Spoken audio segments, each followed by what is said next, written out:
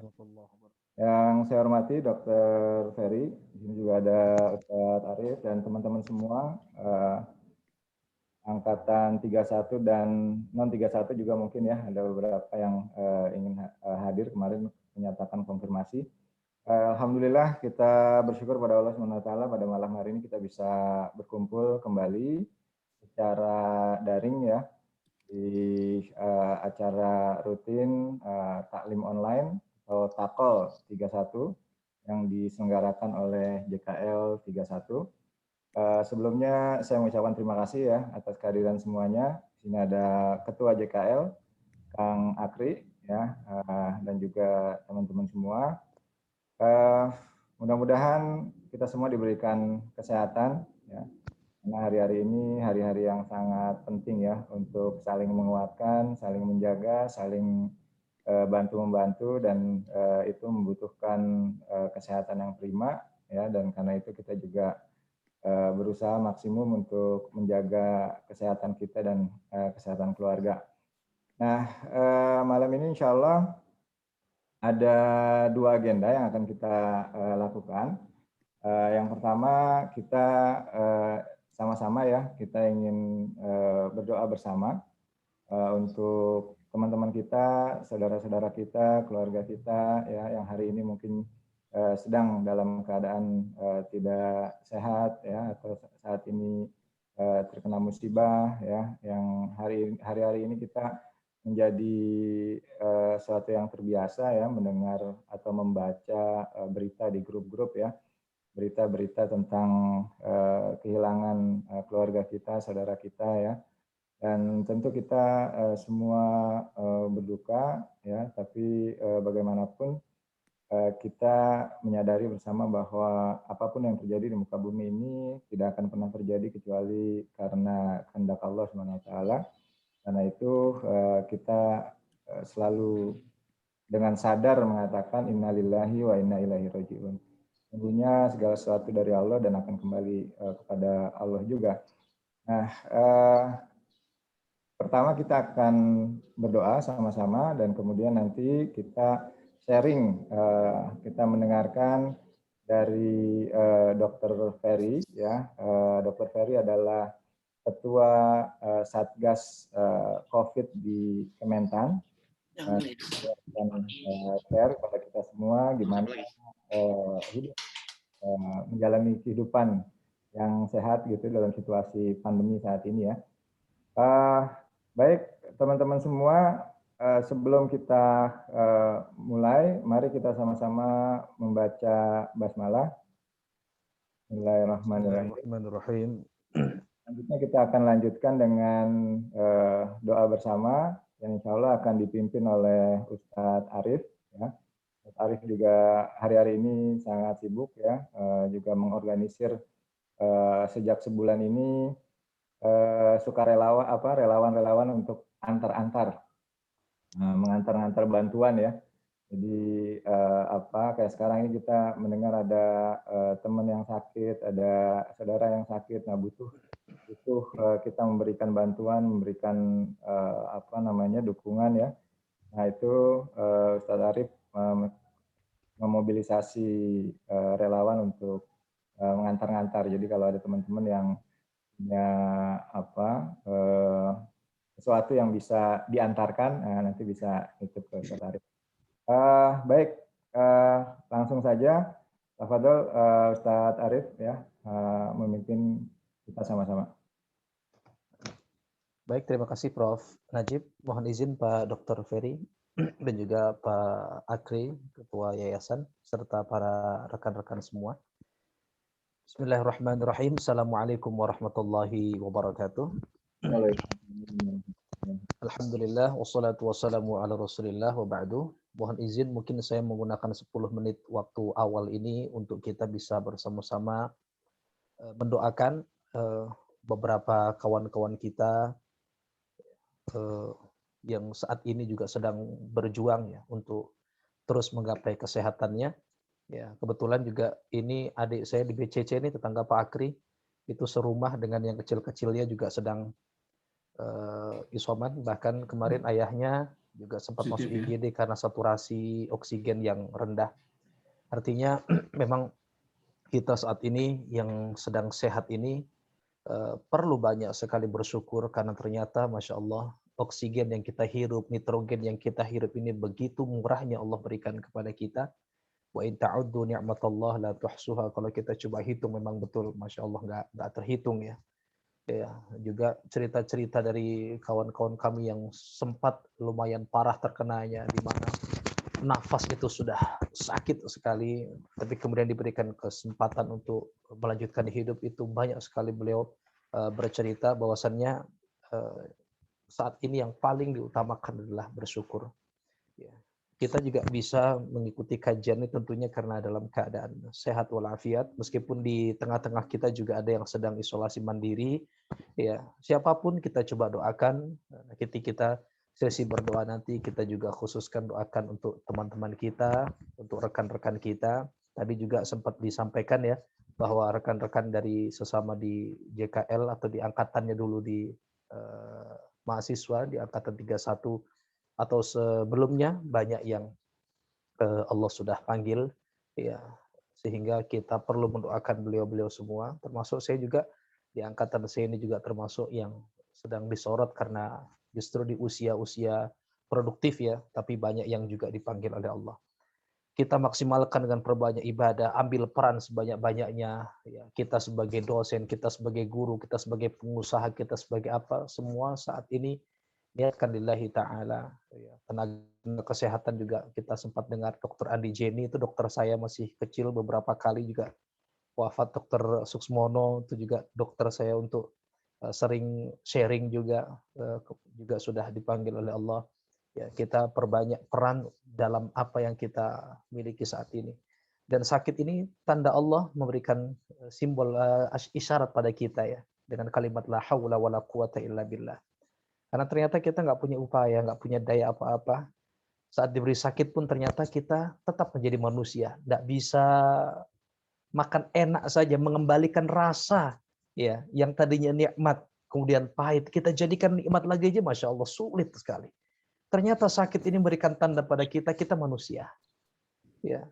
Sehebat apapun kita, punya uang berapapun, rubah rasa yang tadinya enak ini, yang pahit ini jadi enak kembali. Ya, semangka menjadi segar kembali, buah pisang menjadi enak kembali. Sulit, Masya Allah. Semua rasanya sama. Diberikan makanan yang enak pun ternyata, Masya Allah. Ya. 5 rasa yang Allah berikan kepada kita. Enak itu kan karena Allah berikan 5 rasa pada kita. Pahit, manis, asam, pedas ya. Ternyata ketika Allah kembalikan hanya 1 rasa, Masya Allah, kita tidak bisa berbuat apa-apa. Ya. Juga kita sering mendengarkan ya saat sakit Allah berikan cabut 3 hal. Ya Allah berikan kepada kita, cabut ya 3 hal di dalam diri kita. Allah cabut keceriaan sehingga wajahnya nampak murung, nampak sakit. Allah cabut selera makan kita. Apapun yang kita coba rasakan tidak enak gitu ya. Allah juga ternyata Masya Allah ketika sakit Allah cabut dosa-dosa kita. Tapi saat Allah berikan sehat hanya 2 yang Allah kembalikan. Keceriaan Allah kembalikan, ya, selera makan Allah kembalikan, tapi dosa tidak Allah kembalikan. Ini peluang sebetulnya kita mendapatkan ampunan Allah. Maka ya, tema khutbah Jumat tadi ya kebetulan masjidnya nggak kena PPKM ya. Jadi saya masih bisa Jumatan tadi. Tema yang saya sampaikan tadi antara sugesti dan keyakinan. Banyak kita sekarang terlalu mengedepankan sugesti tapi sayangnya meninggalkan keyakinan. Sugesti kemarin saat susu Bir Brand begitu dikejar oleh orang. Suplemen, vitamin. Saya waktu nyarikan buat adik saya ini Masya Allah beberapa apotik antibiotik yang kemarin obat itu juga sulit sekali dicari. Oksigen juga udah mulai sulit dicari sekarang. Ya, kelapa hijau kemarin sempat menjadi primadona. Ya, disugestikan bahwa itu bisa itu yang harus kita kejar, itu untuk sehat kita dan segala macam. Tapi sayangnya meninggalkan keyakinannya. Apa keyakinan itu? Allah sampaikan dalam surat Al-Isra ayat 82 ya. Bismillahirrahmanirrahim. Wa nunazzilu minal Qur'an ma huwa syifa. Allah turunkan Quran sebagai obat penyembuh itu ya. Artinya tetap herbalnya, obatnya. Saya juga kebetulan ya, selama hidup ini sudah 5 kali operasi, Dok. Ya, saya umur 1 tahun itu sudah hernia, Pak Dokter. Dioperasi hernia ya. Bahkan kata dokter, saya sempat ketika di pondok dulu, maaf, di prodia sampai harus dicek ya sperma saya itu ya. Dan hasilnya tidak bisa punya anak. Tapi 4 alhamdulillah sekarang. Ya. Sinusitis, varikokel. Saya sudah dioperasi ini, dibedah segala macam udah ini ya. Tapi bentuk itu kan ya. Jangan, ternyata Al-Qur'an itu tadi tuh menyampaikan bahwasannya jangan sampai kita tinggalkan tuh herbalnya, obatnya. Tetap kita ikuti petunjuk dokter, ikuti petunjuk-petunjuk kesehatan. Tapi jangan sampai itu yang kita kejar, tapi Qur'an yang kita tinggalkan. Quran juga sebagai obat untuk kita ya, karena ternyata obat untuk COVID ini kan sebetulnya imunitas diri kita, ketenangan hati, ketenangan batin, keceriaan, happy dan segala macam. Dan salah satunya kita bisa dapatkan melalui Al-Quran. Nanti kita bisa dengarkan banyak dari apa yang disampaikan oleh Dr. Ferry. Saya hanya mengambil 10 menit pertama. Mari kita sama-sama berdoa kepada Allah, mohonkan kepada Allah sebagai pembuka ini. Kita doakan teman-teman yang sudah wafat, ya, keluarga kita, rekan kita, teman kita. Juga kita doakan teman-teman kita yang sedang sakit, keluarga kita yang sedang sakit, semoga Allah memberikan kesabaran, semoga Allah memberikan kesempatan untuk memperbaiki ya setiap amalnya. Allah panjangkan kembali umurnya, Allah sehatkan kembali. Dan kita punya apa yang disampaikan Rasulullah SAW. Satu ketika malaikat Jibril turun dan menyampaikan, ya Muhammad, Allah memberikan kepadamu 2 hal, yang mana ini belum diberikan kepada Nabi sebelumnya. Apa? Fatihatul Kitab wa akhiru suratil Baqarah. Surat Fatihah dan 3 ayat terakhir dalam surat Al-Baqarah. Lan taqra minhuma, tidaklah seseorang membaca dari antara 2 itu illa kecuali aku akan mengabulkan permohonannya. Kita buka dengan surat Fatihah dan kita doakan orang-orang yang sedang sakit khususnya, semoga Allah memberikan kesempatan untuk terus bisa memberikan kesehatan, kesembuhan kembali. Ala hadhihi niyyah wa kullu niyatin salihah. Di surat Al-Fatihah, isfi maradana, ikdi kulla hajatina ya Allah, isfi maradana wasfi maradal muslimin. Al-Fatihah. A'udzu billahi minasy syaithanir rajim. Bismillahirrahmanirrahim. Alhamdulillahi rabbil alamin, arrahmanir rahim, maliki yaumiddin, iyyaka na'budu wa iyyaka nasta'in, ihdinas siratal mustaqim. Siratal ladzina an'amta 'alaihim ghairil maghdubi 'alaihim waladdallin. Ya Allah, Allahumma salli wa sallim wa barik ala sayyidina Muhammadin fil awwalin wal akhirin. Wa sallim wa barik wa radiyallahu tabaraka wa ta'ala kulli sahabati Rasulillahi ajma'in. Allahumma ya Allah, bismika bismillahirrahman, bismika bismillahirrahim, bismika bismil izzati ya dzal jalali wal ikram. As'alullahu al-'azim rabbal 'arsyil 'azim ayushfiyal marada min ashabina wa min ahlina wa min dhurriyyatina wa min azwajina wa min maradal muslimin. Allahumma amsahil ba'sa rabban nas biyadika shifa ya Rabb, la kashifa lahu illa anta, ishfi maradana washfi maradal muslimin. Allahumma ya Allah, a'udzu bi kalimatillahi tammati min syarri ma khalaq. Bismillahilladzi la yadurru ma'asmihi syai'un fil ardi wala fis sama' wa huwas sami'ul 'alim. Allahumma ya Allah, ahsin 'aqibatana fil umuri kulliha wa ajirna min khizyid dunya wa 'adzabil akhirah. Allahumma ya Allah, inna hadzal marad wa hadzal waba wa hadzal bala jundun min junudik tusibu bihi man tasha wa tasrifhu anhu amman tasha. Fasrif anhu ya Allah an hadzal marad wa an hadzal bala wa an hadzal waba fi anfusina, fi jasadina, wa fi azwajina, wa fi ahlina, wa fi jarina, wa fil muslimina kafata ya rabbal alamin. Allahumma rabban nas adhibil ba'sa isfi anta syafi, la shifaan illa shifaa'uk, shifaan la yughadiru saqaman wala alaman. Allahumma ya Allah, thabbitna bil iman. Allahumma afriq alaina sabran wa thabbit aqdamana wansurna 'alal qawmil kafirin. Wa nakhus ya Allah li ruhi min ashabina, ونخص يا الله لروح من أصحابنا الموتى من المرض من هذا المرض من هذا البلاء أن يغفر الله لهم. اللهم اغفر لهم وارحمهم وعافهم واعف عنهم وأكرم نزلهم ونوّر قبورهم وواسع مدخلهم وتقبل حسناتهم وكفر سيئاتهم. اللهم يا الله لا تحرمنا أجرهم ولا تفتنا بعدهم واغفر لنا ولهم. اللهم نقيهم من الخطايا كما ينقى الثوب الأبيض من الدنس. اللهم اجعل قبرهم روضة من رياض الجنان ولا تجعل قبرهم حفرة من حفر النيران. اللهم أعذهم يا الله من عذاب النار. اللهم اجعلهم شهداء يا الله بما صبروا من هذا البلاء، من هذا الوباء، من هذا المرض برحمتك يا أرحم الراحمين. ربنا اغفر لنا ولوالدينا وارحمنا وارحمهما كما ربيانا صغيرا.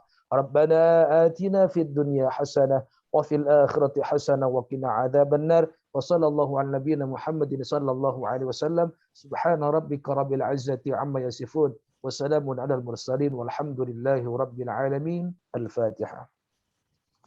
أعوذ بالله من الشيطان الرجيم. بسم الله الرحمن الرحيم. الحمد لله رب العالمين الرحمن الرحيم مالك يوم الدين. إياك نعبد وإياك نستعين اهدنا الصراط المستقيم صراط الذين أنعمت عليهم غير المغضوب عليهم ولا الضالين.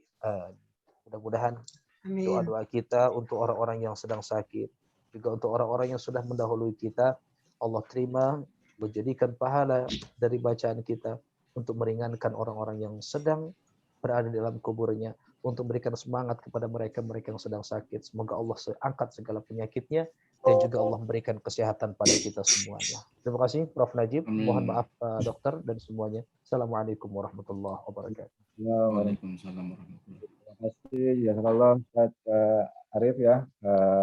Mudah-mudahan doa-doa kita semua dijabah oleh Allah dan Allah angkat segera COVID ini dari Indonesia dan di seluruh dunia ya. Mudah-mudahan kita semua bisa survive menghadapi situasi yang hari ke hari ini memang cukup berat ya. Tapi insya Allah Allah tidak akan membebani kita dengan yang kita nggak sanggup untuk memikulnya ya. Jadi itu kita yakin bahwa Allah pasti akan mendatangkan pertolongan pada kita. Baik, hari ini kita mengangkat tema yang saya kira sangat aktual ya buat kita semua. Hari ini bersama kita sudah ada Dr. Ferry Haki, ya seperti saya kenalkan di awal tadi, beliau adalah Ketua Satgas COVID di Kementan dan kita ingin mendapatkan advice juga ya, sharing dari beliau bagaimana kita menghadapi situasi-situasi hari-hari ini yang kalau kita melihat berita nih Pak Dokter lalu bawaannya kalau nggak sedih khawatir gitu ya. Jadi kita punya grup WA itu isinya semua, ya bukan semua, artinya hampir setiap hari kita mendapatkan berita-berita yang dari kerabat kita, dari teman kita, si A meninggal, si B suaminya meninggal, si C istrinya meninggal, si D ibunya meninggal. Nah itu di minggu-minggu ini berita itu hampir beredar di banyak WhatsApp ya, dan itu adalah kalau dulu pada saat awal-awal COVID itu kita mendengar orang meninggal karena COVID, kita hanya ya kita mengatakan innalillahi karena orang itu jauh di luar lingkaran-lingkaran kita gitu ya.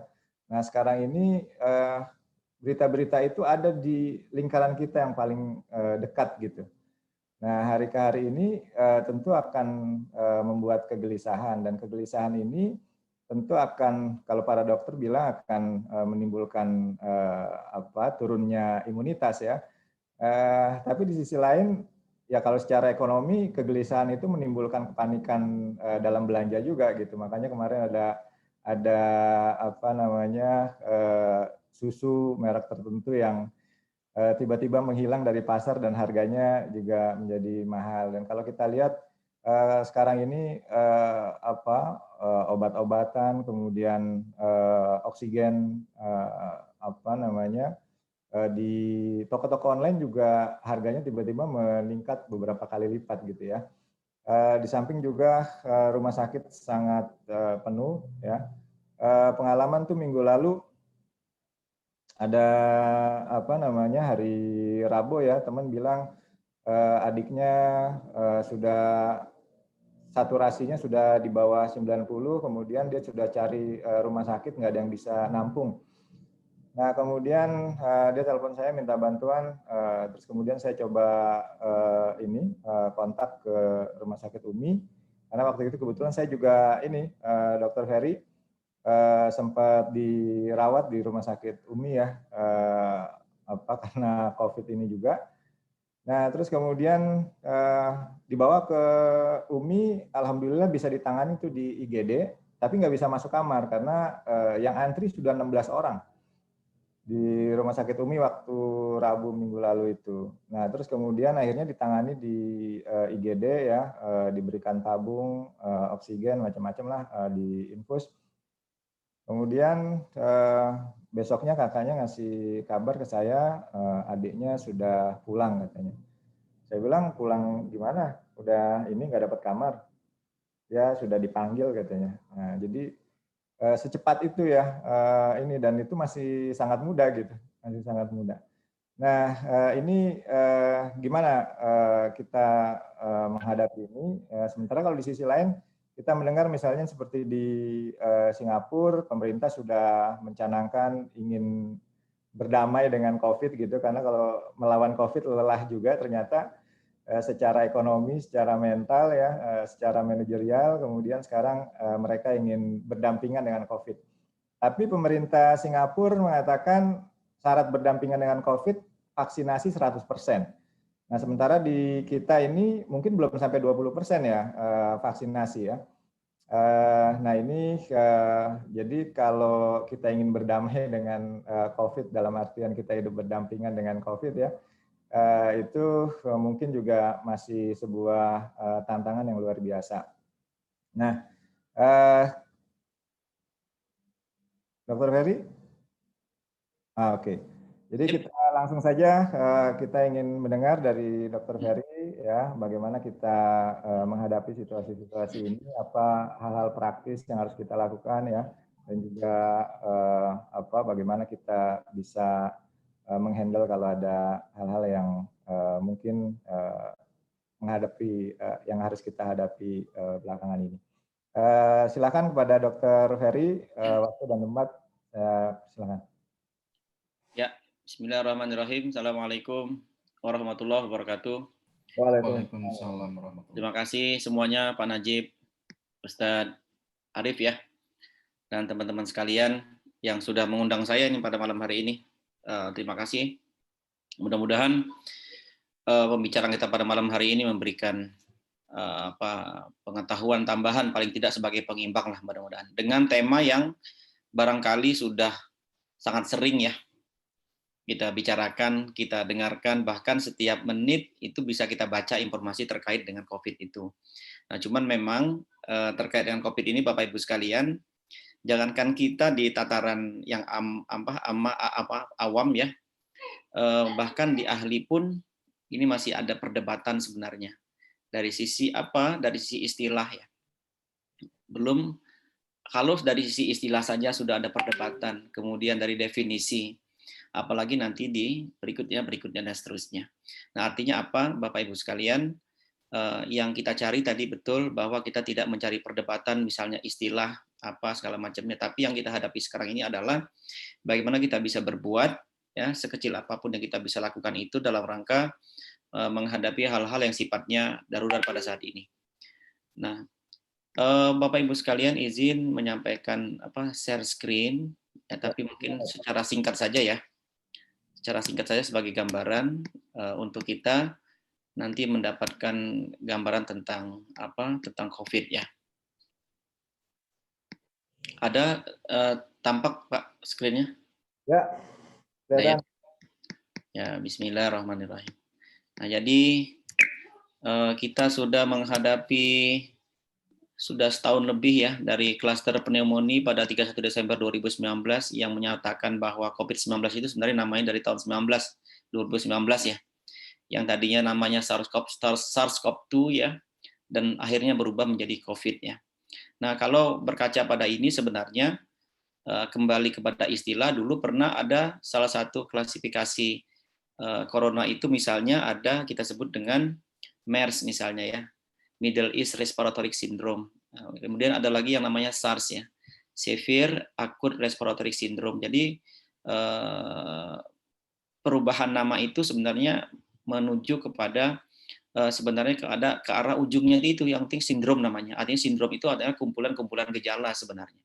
Tapi akhirnya SARS-CoV-2 itu berubah namanya menjadi COVID ya, jadi disease dia. Nah ini menurut saya memang perlu kajian lebih lanjut ya. Apakah sindrom itu merupakan penyakit? Ya, apakah memang dia kumpulan gejala-gejala saja? Nah dari sisi definisi ini penting kita pahami bahwa nanti ya yang disebut dengan sindrom itu artinya dia akan memiliki gejala-gejala yang beragam sekali ya, mulai dari mata ujung ya, dari ujung kepala sampai nanti ke bagian pencernaan dan sebagainya. Nah, sampai akhirnya kejadian ini menjadi kejadian yang mengancam dunia ya, kemudian dinyatakan sebagai bencana nasional di Indonesia sampai akhirnya di Januari itu kita ada vaksin yang pertama ya. Nah, ini kejadiannya di global itu sudah di 223 negara, di 184 juta yang terkonfirmasi, sudah ada 4 juta orang yang meninggal. Ya, angka CFR-nya di global itu 2,1%. Di Indonesia itu sudah angkanya mencapai 2,4 juta sekian. Ya, kemudian yang meninggal ada sudah 63.000 orang. Gitu. Dengan angka kematian itu, case fatality rate-nya di 2,6. Nah, Bapak Ibu sekalian, angka 2,1, 2,6 ini sebenarnya angka yang sebenarnya belum mutlak ya. Kenapa? Karena banyak kasus yang tidak terlaporkan ya, banyak kasus yang barangkali yang memang sebenarnya bukan pada setelah didiagnosa sebenarnya, tetapi masih ada faktor-faktor lain yang disebabkan memang ada faktor komorbid yang memang dia menyebabkan dia meninggal itu ya. Nah, angka-angka ini Bapak Ibu sekalian di 2,1, 2,6 ini sebenarnya tidak tinggi sebenarnya ya kalau dibandingkan dengan angka-angka yang kasus-kasus yang misalnya kayak MERS ya, SARS dan sebagainya. Tapi ini sebagai gambaran saja bahwa tidak usah terlalu takut ya, tapi kita tetap waspada tentunya ya. Nah, ini angka terkonfirmasi 2,4 ya. Kemudian yang sembuh ini menggembirakan sebenarnya di angka 82,5%. Jadi sembuh sendiri dia. Di angka berapa? 82,5%. Nah, ini ada angka kasus aktif Bapak Ibu sekalian di angka 15%. Ya, angka kasus aktif itu apa? Angka kasus aktif itu adalah angka di mana orang dirawat di rumah sakit. Ya, atau dia melakukan isolasi mandiri di rumah atau di tempat yang ditentukan oleh pemerintah. Angkanya sebenarnya tidak tinggi juga sebenarnya. Nah, angka meninggal di 63.000, berarti dia 2,6% ya. Ini total spesimen ya, yang diperiksa sudah ada 14.000 total orang yang diperiksa, baik itu antigen 10.000, antigen 3.000 sekian, ya diperiksa PCR itu 10 juta sekian ya. Kemudian total spesimen itu di angka 21 juta. Ya, jadi ada orang yang diperiksa itu bahkan 2 sampai 3 kali untuk mengkonfirmasi apakah dia sudah negatif atau tidak ya. Oke, kemudian ini angka vaksinasi tadi kata Pak bahwa 34 juta ya baru angka vaksinasi pertama. Nah, vaksinasi lengkap itu baru di angka 14,6 juta. Artinya angka ini masih kecil ya dibandingkan dengan angka target untuk mencapai herd immunity, di mana herd immunity itu harus tercapai kalau jumlah yang divaksin itu mencapai 60-70% dari komunitas suatu negara itu. Artinya ini baru belum mencapai sampai 20% tadi ya, angkanya masih kecil sekali. Jadi mengharapkan vaksin ya untuk sebagai usaha satu-satunya usaha untuk menghentikan wabah ini sepertinya masih jauh ya kalau untuk mencapai angka itu. Nah, ini angka sebaran ya, jenis kelamin laki-laki sama dengan perempuan, tetapi yang meninggal ini lebih tinggi yang laki-laki dibandingkan dengan yang perempuan. Ya, memang ini tidak terlalu signifikan sebenarnya. Ya, rata-rata memang laki-laki ini memang ada uniknya ya. Kalau lihat klinik itu di rumah sakit itu paling jarang susah kalau yang namanya bapak-bapak itu untuk periksa lab gitu ya. Takut ya kalau diperiksa lab ya atau diperiksa kondisi kesehatannya kalau ketahuan ada penyakit maka biasanya lebih banyak pantangan atau yang dihindari dan sebagainya sehingga dia tidak mau untuk diperiksa lebih lanjut. Nah, sehingga makanya ini kayaknya angka ini ada berhubungan dengan itu juga barangkali ya. Nah, ini kelompok sebaran usia, Bapak Ibu sekalian, di angka usia 0 sampai 5 sangat kecil ya, 2,9% yang positifnya. Terus kemudian angka usia SD sampai SMA itu juga kecil. Yang menarik adalah bahwa angka yang paling tinggi itu adalah di angka usia produktivitasnya tinggi, yaitu di angka 31 dan 45 tahun usianya. Ya, tetapi yang meninggal memang tetap lebih tinggi pada kasus-kasus yang usianya lebih dari 60 tahun. Nah, sehingga Bapak Ibu sekalian, mengapa di usia 60 tahun lebih banyak meninggal? Memang karena terkait dengan nanti faktor-faktor imunitas tubuh, ya, metabolisme tubuh terhadap obat, ya, respon farmakologi dan farmakodinamik obat itu akan menjadi lebih berkurang pada usia-usia di atas 60 tahun ini, ya.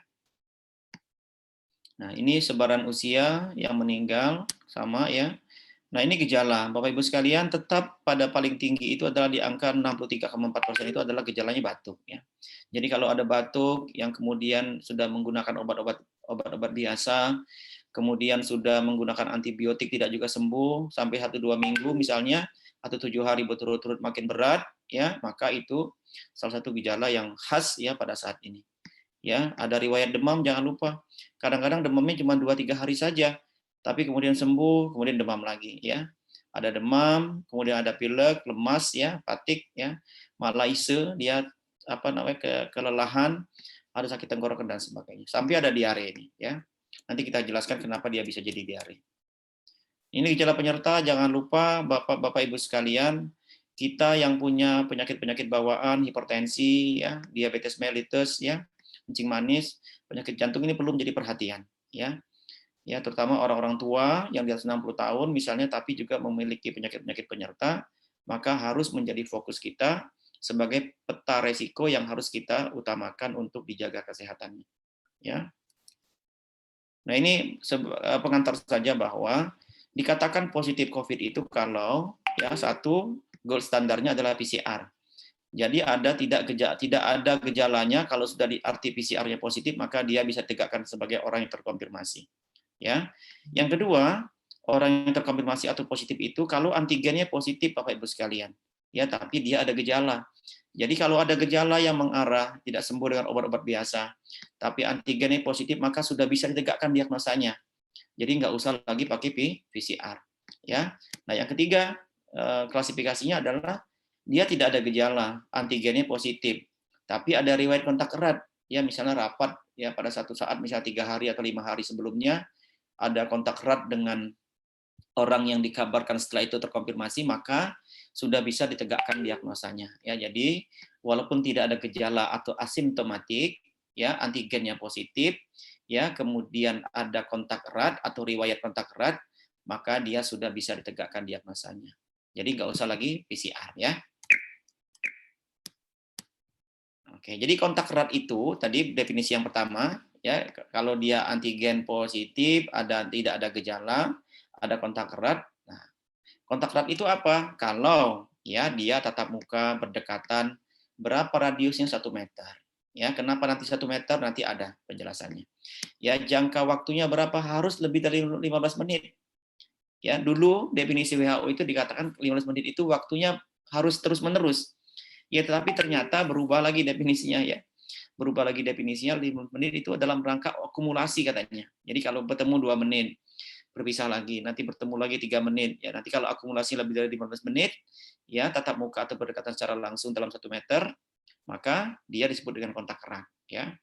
Atau dia bersentuhan fisik secara langsung ya.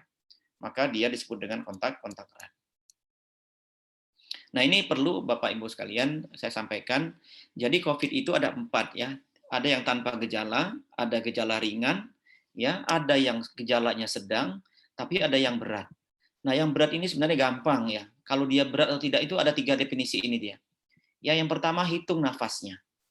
Kalau nafasnya lebih dari 30 kali per menit ya, maka dia berarti sesak berat ya. Sesaknya berat ya. Hitung nafasnya. Sekali tarik, sekali buang dihitung 1. Dalam 60 detik dia dihitung lebih dari 30 kali, maka itu sudah sesak berat dia. Tanda salah satu gejala dia adalah gejala berat. Nah, yang kedua adalah SpO2-nya. Tadi dikatakan saturasi oksigen ini penting. Ya, dewasa 93, anak-anak 92. Jadi kalau kurang dari situ maka dia sudah termasuk salah satu dari gejala-gejala berat pada COVID. Atau yang ketiga, ada tanda-tanda sepsis ya, atau penekanan pada saluran pernapasan. Salah satu sepsis itu misalnya demamnya lebih dari 39 derajat. Nah, ada 3 tanda-tanda ini Bapak Ibu sekalian, ya makanya belajar menghitung nafas, ya ada alat menghitung suhu, termasuk kita sekarang sudah punya alat saturasi oksigen, SpO2. Ya, kalau nggak pakai alat itu boleh juga dengan misalnya pakai handphone juga bisa digunakan. Walaupun nanti akurasinya berbeda-beda ya. Nah, kalau tidak ada itu maka gejalanya langsung di ronsen dia. Kalau ada pneumonia di gambaran ronsennya, maka dia gejalanya sedang. Ya. Tapi kalau tidak ada pneumonia pada gambaran ronsen parunya, maka dia berarti dia gejalanya ringan, ya, gitu. Kalau ringan cukup di rumah saja. Ya. Tidak ada gejala cukup di rumah saja selama berapa hari nanti ada SOP-nya. Nah, kalau dia sedang maka dirawat di rumah sakit. Nah, Bapak Ibu sekalian, dulu kita dari awal-awal ini saya ingat betul ya. Kita berpacu dengan misalnya PCR yang begitu mahal ya. Bahkan ada yang sampai 5 juta sampai 6 juta di awal di rumah sakit tertentu. Tapi ternyata penegakan diagnosa COVID itu sebenarnya cukup dengan CT scan saja atau dengan paru saja sebenarnya. Ya, ada gambaran pneumonia, ya ada gambaran perkabutan.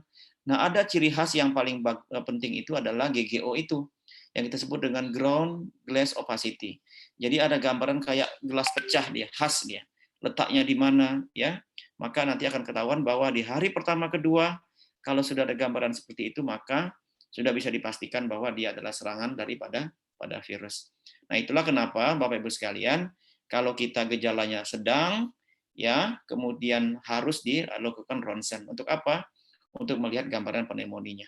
Ya. Di sini singkat saja. Nanti boleh ditanyakan. Kemudian, nah ini tadi ya, ada 4 kita itu tanpa gejala cukup di rumah. Berapa lama isolasinya? 10 hari. Kalau ringan di rumah juga sama, ya 10 hari tapi ditambah 3 hari tanpa gejala, bebas gejala. Berarti nanti hari ke-14 bebas dia. Boleh beraktivitas ya seperti biasa. Kalau gejala sedang, maka dia dirujuk di rumah sakit yang darurat saja. Ya, tidak usah dirujuk di rumah sakit yang rujukan. Ya, cukup yang darurat. Ya, artinya rumah sakit mana saja yang ditunjuk oleh pemerintah bisa merawat pasien-pasien COVID ya. Nah, berapa lama? Sama, 10 hari plus 3 hari tanpa gejala. Di hari ke-14 bebas. Nah, Bapak Ibu sekalian, tanpa gejala, gejala ringan, gejala sedang ini tidak usah PCR ulang. Ya, ini sesuai dengan SOP Kemenkes yang buku 5 ya, revisi ke-5. Kalau di buku yang sebelum-sebelumnya ada pemeriksaan ulang untuk PCR bagi yang gejala ringan bahkan sedang.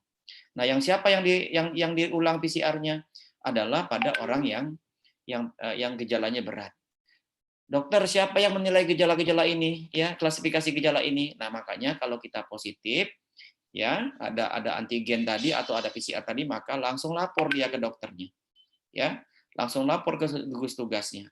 Langsung lapor ke puskesmas. Untuk apa? Nanti akan ada anamnesis dia. Dinilai gejalanya apa, ya, berapa usianya, ada gejala, ada penyakit bawaan apa tidak, maka nanti dia diklasifikasikan. Di mana dia akan diisolasi, apakah di rumah, ya, apa di rumah sakit, ataukah nanti di rumah sakit rujukan. Nah, ini penting. Nah, Bapak Ibu sekalian, tadi saya dengar di depan Bapak Ibu sekalian ada beberapa kegiatan yang dilakukan ya, subhanallah. Dan kita juga ya medis sekarang saya mengumpulkan teman-teman saya yang ada yang medis, ada yang tabib ya, ada yang apoteker. Kita membuat satu grup dalam rangka mendampingi orang-orang yang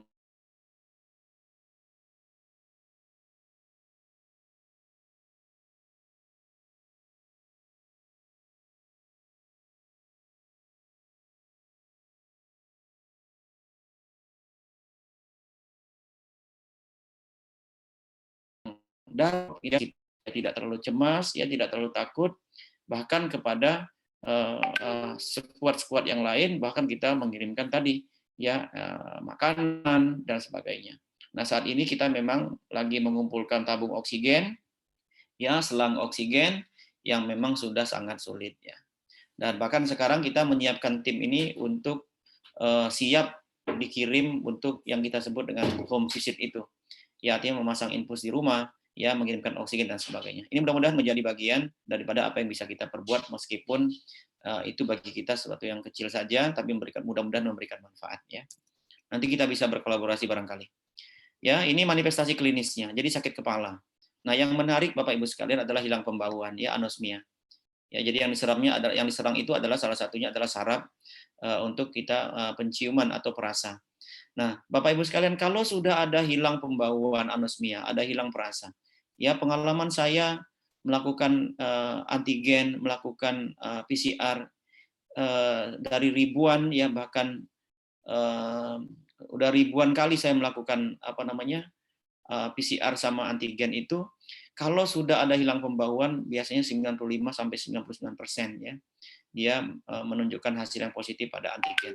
Makanya kalau sudah ada gejala-gejala ini, ya maka biasanya kalau diperiksa antigen atau PCR biasanya sudah menunjukkan hasil yang positif. Jadi hati-hati pada gejala yang dua ini.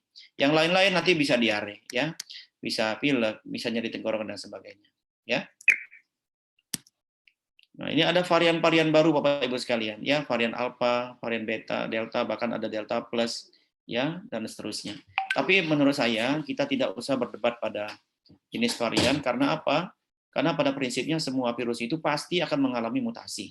Ya, bahkan influenza yang merupakan daripada corona ini ya, tapi dia akan terus bermutasi. Ya, itulah mengapa Bapak Ibu sekalian, virus itu nggak ada obatnya. Ya, nanti pengobatan virus itu hanya sifatnya suportif saja. Ya, pengobatan penyakit virus itu hanya sifat simptomatik saja. Ya, sesuai dengan sindrom atau simptomatik yang dimunculkan pada orang-orang yang mengalami serangan virus itu. Nah, nanti ada hal-hal yang barangkali kita tidak berdebat pada agennya, ya, tapi bagaimana ada hal lain yang bisa kita maksimalkan, yaitu manusianya sebagai host, ya, dan dengan nanti kita maksimalkan lingkungannya, ya, yang bisa kita kendalikan agar agen-agen penyakit ini tidak sampai menyebabkan penyakit pada diri kita. Nah, ini tetap ya Bapak Ibu sekalian, prinsipnya adalah cara penularan COVID itu tetap melalui droplet. Ya, kalau ada aerosol, ya ada perdebatan dari airborne, ya silakan. Ya, tetapi droplet ini ya adalah yang dikeluarkan dari orang-orang yang sakit tentunya. Ya. Kalau orang yang tidak sakit, ya orang-orang yang OTG, maka dia tidak mengeluarkan droplet ini. Berapa jaraknya? 1-2 meter. Ya, harus mencapai kepada orang yang lawan bicara kita. Itulah nanti mengapa kita membutuhkan yang namanya physical distancing. Ya, mengapa kita membutuhkan yang namanya masker. Ya, kita membutuhkan misalnya face shield, ya, penutup mata. Ya, itulah mengapa kita mencuci tangan. Ya, yang satu lagi yang paling penting adalah jangan membiasakan diri untuk memegang daerah mata, ya, memegang hidung, memegang telinga, mulut. Ya, kenapa? Karena droplet itu yang mengandung virus itu akan masuk ke tubuh kita, ya, kalau dia masuk kepada S2, ya, yang merupakan reseptor daripada virus itu. Di mana reseptor itu beradanya? Ada pada mukosa mata, ya, mukosa hidung, sama mukosa mulut. Ya, jadi sekali lagi kena COVID itu tidak mudah Bapak Ibu sekalian, ya, tidak mudah. Nah, artinya apa tidak mudah? Karena dia harus ada dropletnya, harus ada virusnya, ya, kemudian dia harus ada masuk kepada reseptornya, ya. Kalau tidak masuk pada reseptornya maka dia tidak akan berikatan dengan reseptornya. Sudah masuk ke dalam reseptornya, apakah jumlahnya cukup, ya, untuk menginfeksi kita, ya? Sudah cukup jumlahnya dalam reseptor dalam tubuh kita, tergantung nanti kepada imunitas tubuh kita, ya. Nah, jadi kalau dia sudah masuk jumlahnya cukup, ya, tapi usianya masih cukup muda, tidak ada penyakit bawaan, ya, secara fisik dia sehat, ya, maka imunitas tubuhnya akan melawan sendiri, ya, daripada serangan virus itu. Jadi virus itu tetap hanya menyerang pada imunitas saja. Imunitas tubuhnya baik, maka virus itu tidak akan menyebabkan penyakit pada diri kita. Ya, tapi jangan lupa, yang kedua yang paling penting tadi adalah, kata Ustaz Arif tadi, yang paling penting juga itu adalah imunitas jiwa kita. Ya, itulah yang kita sebut dengan ruh, ya. Itulah yang kita sebut dengan batin kita. Ya, itulah yang kita sebut dengan psikis.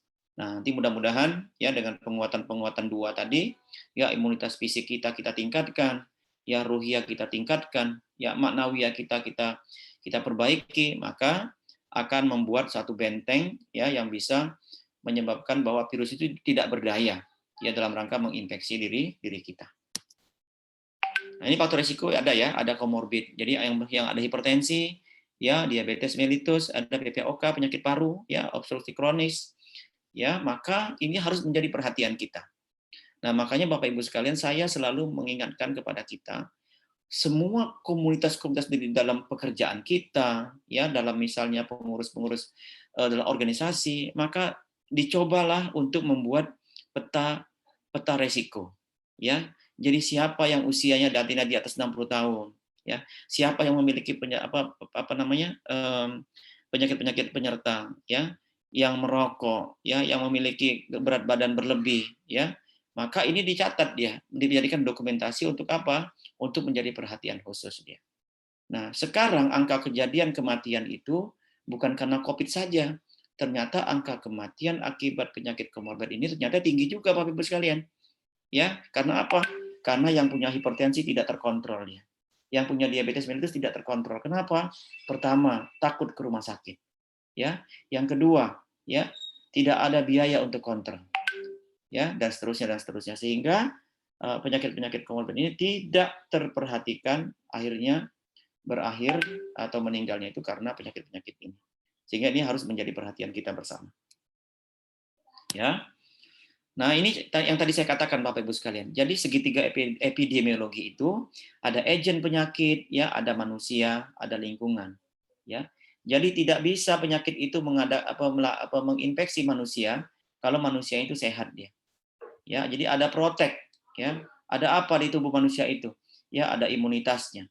Ya, ada sel darah putih, ya, ada zat-zat lain, hormon-hormon tertentu yang dihasilkan kalau dia bahagia, ya, kalau dia percaya diri, ya, kalau dia bersyukur, ya, kalau dia olahraga yang baik, istirahat yang cukup, ya, maka tidak akan bisa menyembuhkan penyakit pada manusia. Terus yang kedua adalah agen penyakit ini, apakah dia virus, ya, apakah dia agen penyakit misalnya bakteri, dia tidak akan berdaya kalau lingkungannya dia dalam keadaan sehat, ya, bersih lingkungannya, ya, kemudian ventilasi udaranya bagus, ya, sinar matahari masuk misalnya, maka virus-virus itu atau agen-agen penyakit itu akan mengalami kematian. Itulah mengapa misalnya kayak Mycobacterium tuberculosis misalnya, ya, mengapa subur, ya, di tempat-tempat yang kumuh, ya, kenapa? Karena memang dia lembab tempatnya, dan karakteristik kuman itu, ya, akan subur pada daerah-daerah yang lembab, ya, yang lingkungannya tidak sehat. Nah, sehingga apa poin saya Bapak Ibu sekalian, saya ingin mengatakan bahwa jangan berdebat pada agen penyakitnya. Jangan takut dengan agennya saja. Ya, karena itu adalah sunatullah, ya. Diberikan Allah kepada kita untuk diuji kita, ya. Tapi masih ada hal-hal lain potensi yang masih bisa kita maksimalkan Bapak Ibu sekalian. Ya. Agen penyakit dikendalikan, ya, tapi dengan apa? Tetap memperhatikan bagaimana manusianya sehat. Ya, kita tingkatkan imunitas kita. Yang kedua yang kita tingkatkan juga kebersihan lingkungannya. Ya, nanti ada ventilasi, ya, dibersihkan tempatnya, ya, dan seterusnya. Jadi faktor ini, ya, jadi dia tidak bisa berdiri sendiri tapi harus terkait satu sama lain. Nah, ini segitiga epidemiologi tadi, maka, ya, jadi harus ada keseimbangan, ya, antara agen penyakitnya, ada manusianya dan lingkungannya. Nah, dalam konsep ini, ya, saya menaruh konsep tawazun itu, ya. Tawazun itu dalam bahasa agamanya adalah keseimbangan, ya. Karena Allah itu sudah menjadikan kita tuh betul-betul seimbang, ya. Ada malam, ada siang, ya. Kemudian ada laki-laki, ada perempuan, ya. Ada panas, ada dingin, ya, dan seterusnya. Ya, ada Allah itu misalnya banyak, ada sedikit dan seterusnya. Nah, yang paling baik itu adalah kita berada pada kondisi keseimbangan yang sempurna, ya. Yang kadang-kadang dia turun, kadang-kadang dia naik, ya. Kadang-kadang dia berubah keseimbangannya. Nah, kadang-kadang memang kita yang merusak keseimbangan itu Bapak Ibu sekalian. Ya, bahwa tawazun itu dia menyeimbangkan segala aspek dalam kehidupan kita. Ya, tidak condong kepada salah satu perkara saja. Ya. Misalnya ibadah saja, ya, tapi tidak mencari nafkah dia, maka dia tidak seimbang berarti. Atau keseimbangan hidup dunia dan akhirat tadi. Jadi kalau kita mengejar dunia saja tanpa meninggalkan akhiratnya, maka berarti tidak tawazun di situ. Ya, bagaimana kita mengejar akhirat, ya, mengejar dunia, ya, dua-dua itu harus kita seimbangkan, ya. Kemudian yang keempat adalah keseimbangan antara jasad, ya, akal, dan hati nurani seorang muslim itu harus kita seimbangkan. Kadang-kadang kita berpikirnya pada jasad aja, ya, tapi akal kita tidak maksimalkan fungsinya. Nanti ada yang lebih penting juga adalah keseimbangan daripada hati nurani itu. Ya, jadi syarat paripurna itu Bapak Ibu sekalian, fisiknya kita pikirkan, mentalnya, sosial, dan spiritual. Jadi ini adalah kesehatan paripurna yang paling penting bagi kita. Ya. Nah, ini tadi disampaikan oleh Ustaz Arif tadi bahwa kita itu ada komponen jasmaninya, kita harus perhatikan, ya, makanannya, fisiknya, ya, ada tekanan darah, ya, ada laboratorium, jangan lupa di sini. Ya, kalau kita kaji sebenarnya ini lebih butuh waktu yang cukup, ya. Laboratorium apa yang harus kita periksa, di usia berapa kita harus periksa laboratorium, apa saja yang harus kita periksa. Dalam rangka apa? Melihat atau meningkatkan komponen jasmaniah kita, ya, fisik kita. Ya, jasad yang kuat itu, ya, dia terdiri daripada berbagai macam unsur, ya. Ya, makanya itu adalah merupakan kondisi di mana dalam internal kita, kondisi dalam tubuh kita menjadi komponen yang tidak kalah pentingnya. Ya, tetapi ada unsur yang namanya unsur yang kita sebut unsur rohani, ya, inilah roh kita, ya, mental kita. Ya, ternyata Bapak Ibu sekalian, penyakit-penyakit fisik itu, ya, 80-90% disebabkan oleh apa? Disebabkan oleh psikis yang tidak sehat, ya. Jadi kalau psikisnya tidak sehat, ya, kalau ruhiyahnya atau maknawiahnya tidak bagus gitu, ya, itulah yang kadang-kadang menyebabkan penyakit-penyakit yang fisik kita, penyakit keluhan-keluhan fisik, ya. Misalnya psikosomatik, ya. Psikosomatik itu luar biasa, ya. Artinya badan yang sakit akibat psikis yang terganggu. Nah, jadi jangan sepelekan mental, ya, jangan sepelekan ruhiyah kita. Nanti mental butuh makanan, ya, butuh asupan dia. Ruhiyah kita itu butuh asupan dia. Sehingga komponen jasmani dan rohani ini, ya, menjadi bagian yang paling penting bagi kita. Walaupun nanti ada faktor genetik, ya, Bapak Ibu sekalian, yang bawaan. Tapi genetik ini tidak akan berpengaruh besar dia kalau dia bisa merubah pola hidup, ya, kalau dia bisa merubah pola tadi mindset, ya, rohaninya kita ditingkatkan, rasa bersyukur dan sebagainya, maka faktor genetik yang tadi misalnya orang tua ada DM, orang tua ada hipertensi, maka tidak memberikan efek yang signifikan terhadap fisik kita. Nah, tapi nanti tentunya ada lingkungan fisik, ya, sebagai kondisi eksternal, ya. Ada lingkungan sosial di mana kita bertinggal dan sebagainya. Nah, kalau semua ini kita perhatikan dengan betul, maka kita akan mencapai pada kesehatan yang paripurna ini yang nantinya luar biasa efeknya, ya. Kita bisa beribadah, ya, kita bisa beraktivitas, memberikan banyak sekali manfaat kepada orang di sekitar kita, ya, dengan keahlian yang kita miliki. Pak RT, mohon maaf Pak RT lagi ngisi sebentar, ya. Ya, lagi. Belum, tah, di sini, ya.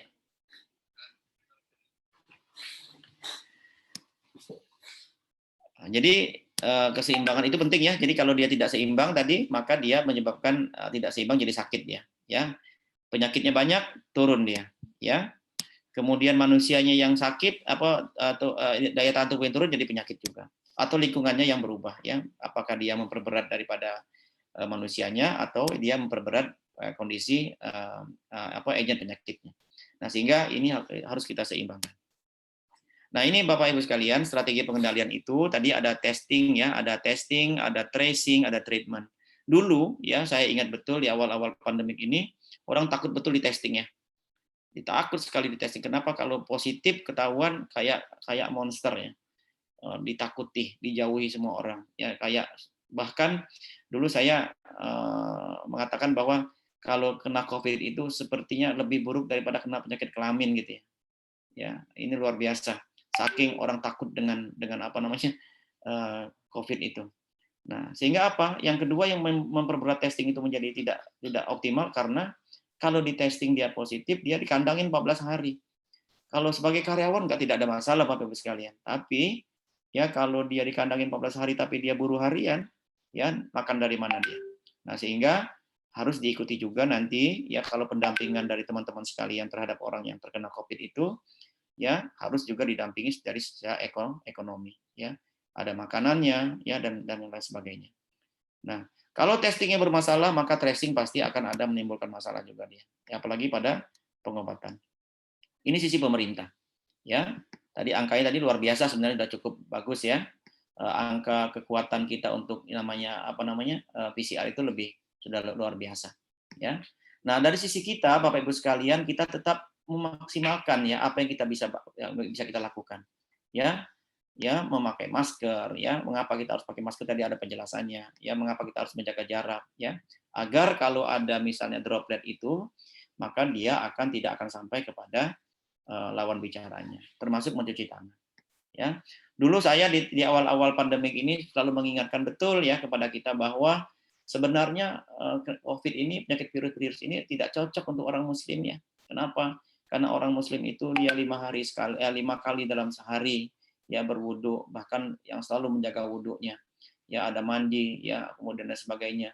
Ya, maka ini adalah merupakan bagian yang paling penting sebenarnya dalam rangka mencegah terjadinya penyakit pada orang-orang yang tadi ya, yang sifatnya lebih daripada mencuci tangan.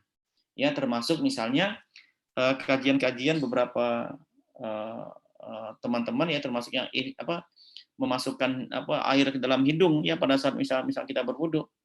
Ya, itu adalah merupakan hal yang luar biasa ya dalam rangka kita mencegah terhadap masuknya kuman penyakit dalam diri kita. Nah, dan ini sudah ada vaksinasi, ya, ada perdebatan mengenai vaksinasi, ya, apakah boleh atau tidak, kenapa unsurnya, ya, dan seterusnya. Efikasinya yang berbeda-beda, ya, barangkali ini tidak bisa kita samakan, ya, mari kita lakukan apa yang bisa kita lakukan, ya. Ada satu kaidah yang barangkali yang penting kita tanamkan, ya, kalau tidak bisa mengerjakan semuanya, maka jangan tinggalkan semuanya. Termasuk vaksin, ya, adalah salah satu bagi kita untuk membuat kekebalan secara pasif ya, secara aktif ya, maka ini perlu kita lakukan, termasuk yang tadi sisinya 3M, memakai masker dan sebagainya. Nah, ini bahan-bahan vaksin ya. Sinovac ya, ada AstraZeneca, Sinovac, Moderna, ada Pfizer dari asal negaranya ya. Ya, kadang-kadang kita kalau bukan dari Eropa kayaknya nggak pede ya, Dok ya. Ya, padahal sepertinya sama saja ya efikasinya. Karena efikasinya ini berbeda-beda tergantung kepada kultur ya, tergantung kepada masyarakat, dan juga jangan lupa tergantung pada jumlah sampel yang digunakan pada saat dia uji klinis tahap 3 itu. Nah, contohnya misalnya Sinovac di Indonesia memang 65,3% dia, tapi di Turki angkanya di atas 90% ya. Ya, yang paling tinggi memang pada saat ini adalah Pfizer ya, yang kita belum bisa dapatkan. Yang udah masuk Indonesia itu adalah yang dua ini ya, AstraZeneca sama Sinovac. Nanti ada macam-macam jenisnya. Ya, ada yang inactivated virus ya, ada yang direkayasa genetiknya ya, ada yang diambil protein subunitnya, tapi pada dasarnya ya semua yang dimasuk ke dalam tubuh kita bentuk vaksin itu adalah yang sudah tidak aktif lagi. Jadi hanya sekedar untuk memberikan kode pada tubuh kita agar dia membentuk antibodi terhadap bibit penyakit atau virus yang dimasukkan tadi. Nah, sehingga nanti pada saat ada serangan yang beneran gitu ya, maka dia sudah ada kekebalan ya. Walaupun angka efikasi ini Bapak Ibu sekalian berbeda-beda ya, dan itu juga tergantung pada individual masing-masing, juga tergantung pada nanti ada usia dan lain sebagainya ya. Nah, ini tetap ya protokol kesehatan kita, pakai masker, jaga jarak, gizi seimbang ini penting nih. Ya, gizi seimbang ini 3B itu penting ya. Jadi ada bergizi, berimbang, beragam itu adalah hal yang sangat penting kita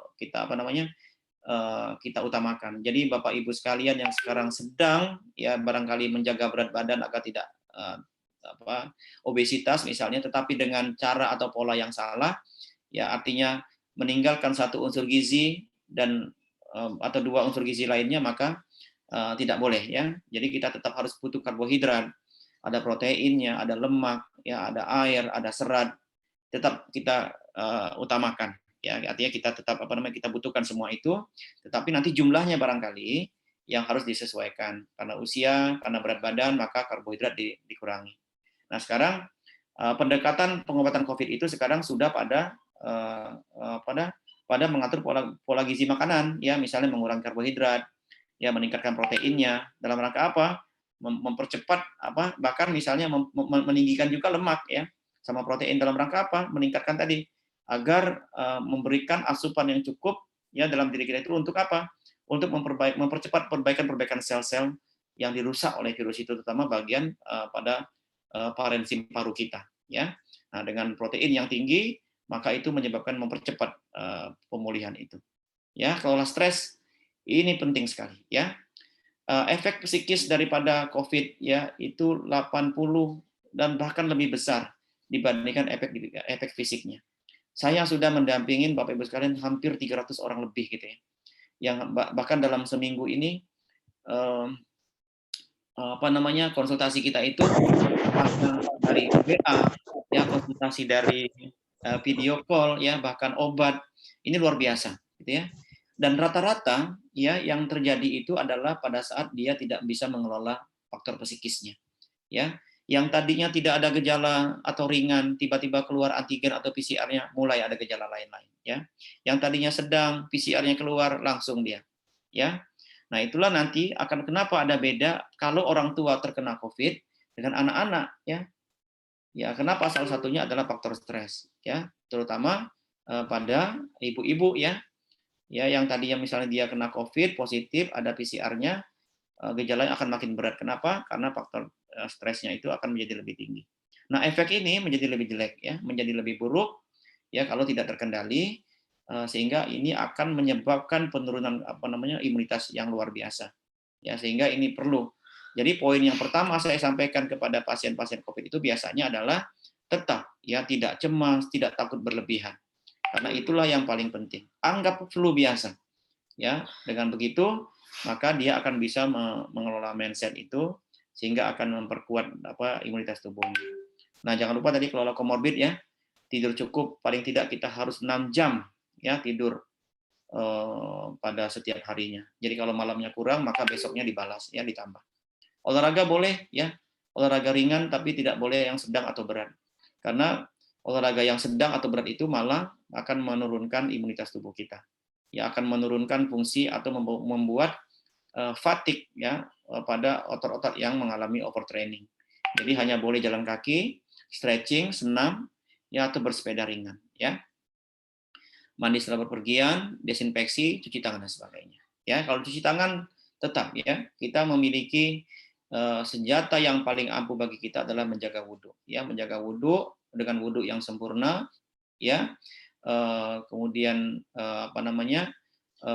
pada saat misalnya hal-hal tertentu kita juga meningkatkan tadi beberapa hal yang barangkali bisa meningkatkan secara psikis kita kelola dengan baik ya. Nah, barangkali itu Bapak Ibu sekalian sebagai pengantar dari saya.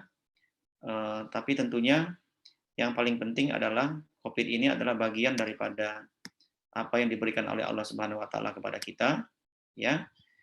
Yang semuanya itu adalah merupakan hal yang mau tidak mau harus kita hadapi, yang semuanya itu adalah merupakan apakah kita bisa melewati pandemik ini dengan tetap menjaga, yang paling penting saya ingatkan, menjaga akidah itu penting ya. Begitu ya Ustaz Arif ya. Ya, kita sudah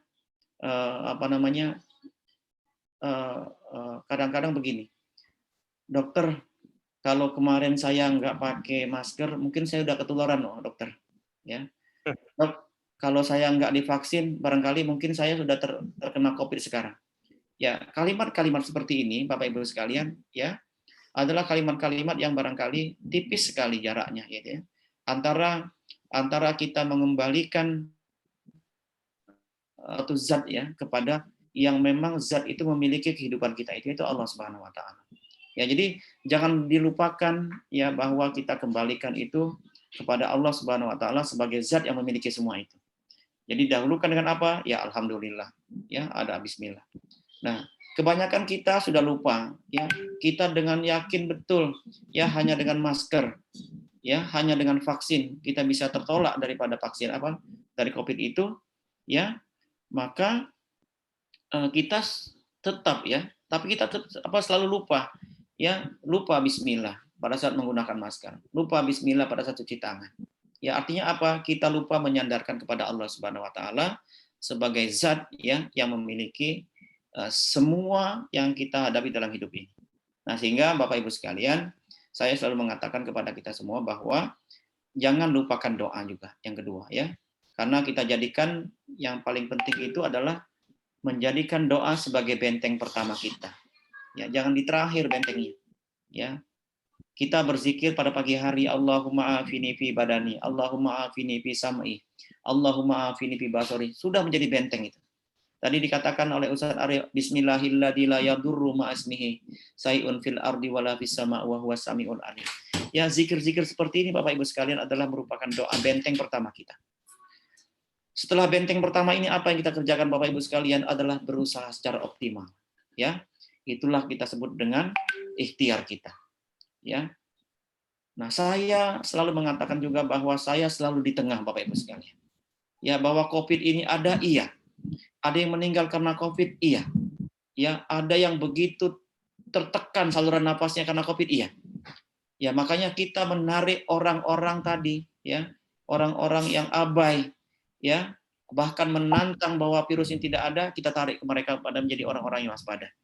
Tetapi jangan lupa di sisi yang lain juga kita ya menarik orang-orang yang lebay tadi, ya orang-orang yang ketakutan berlebihan Bapak Ibu sekalian, ya cemas berlebihan, ya tidak keluar rumah sudah setahun misalnya, tapi masih juga beli misalnya online gitu ya, apa bedanya gitu ya, bahkan misalnya dalam ibadah lah misalnya, ya tidak pernah ke masjid, ya.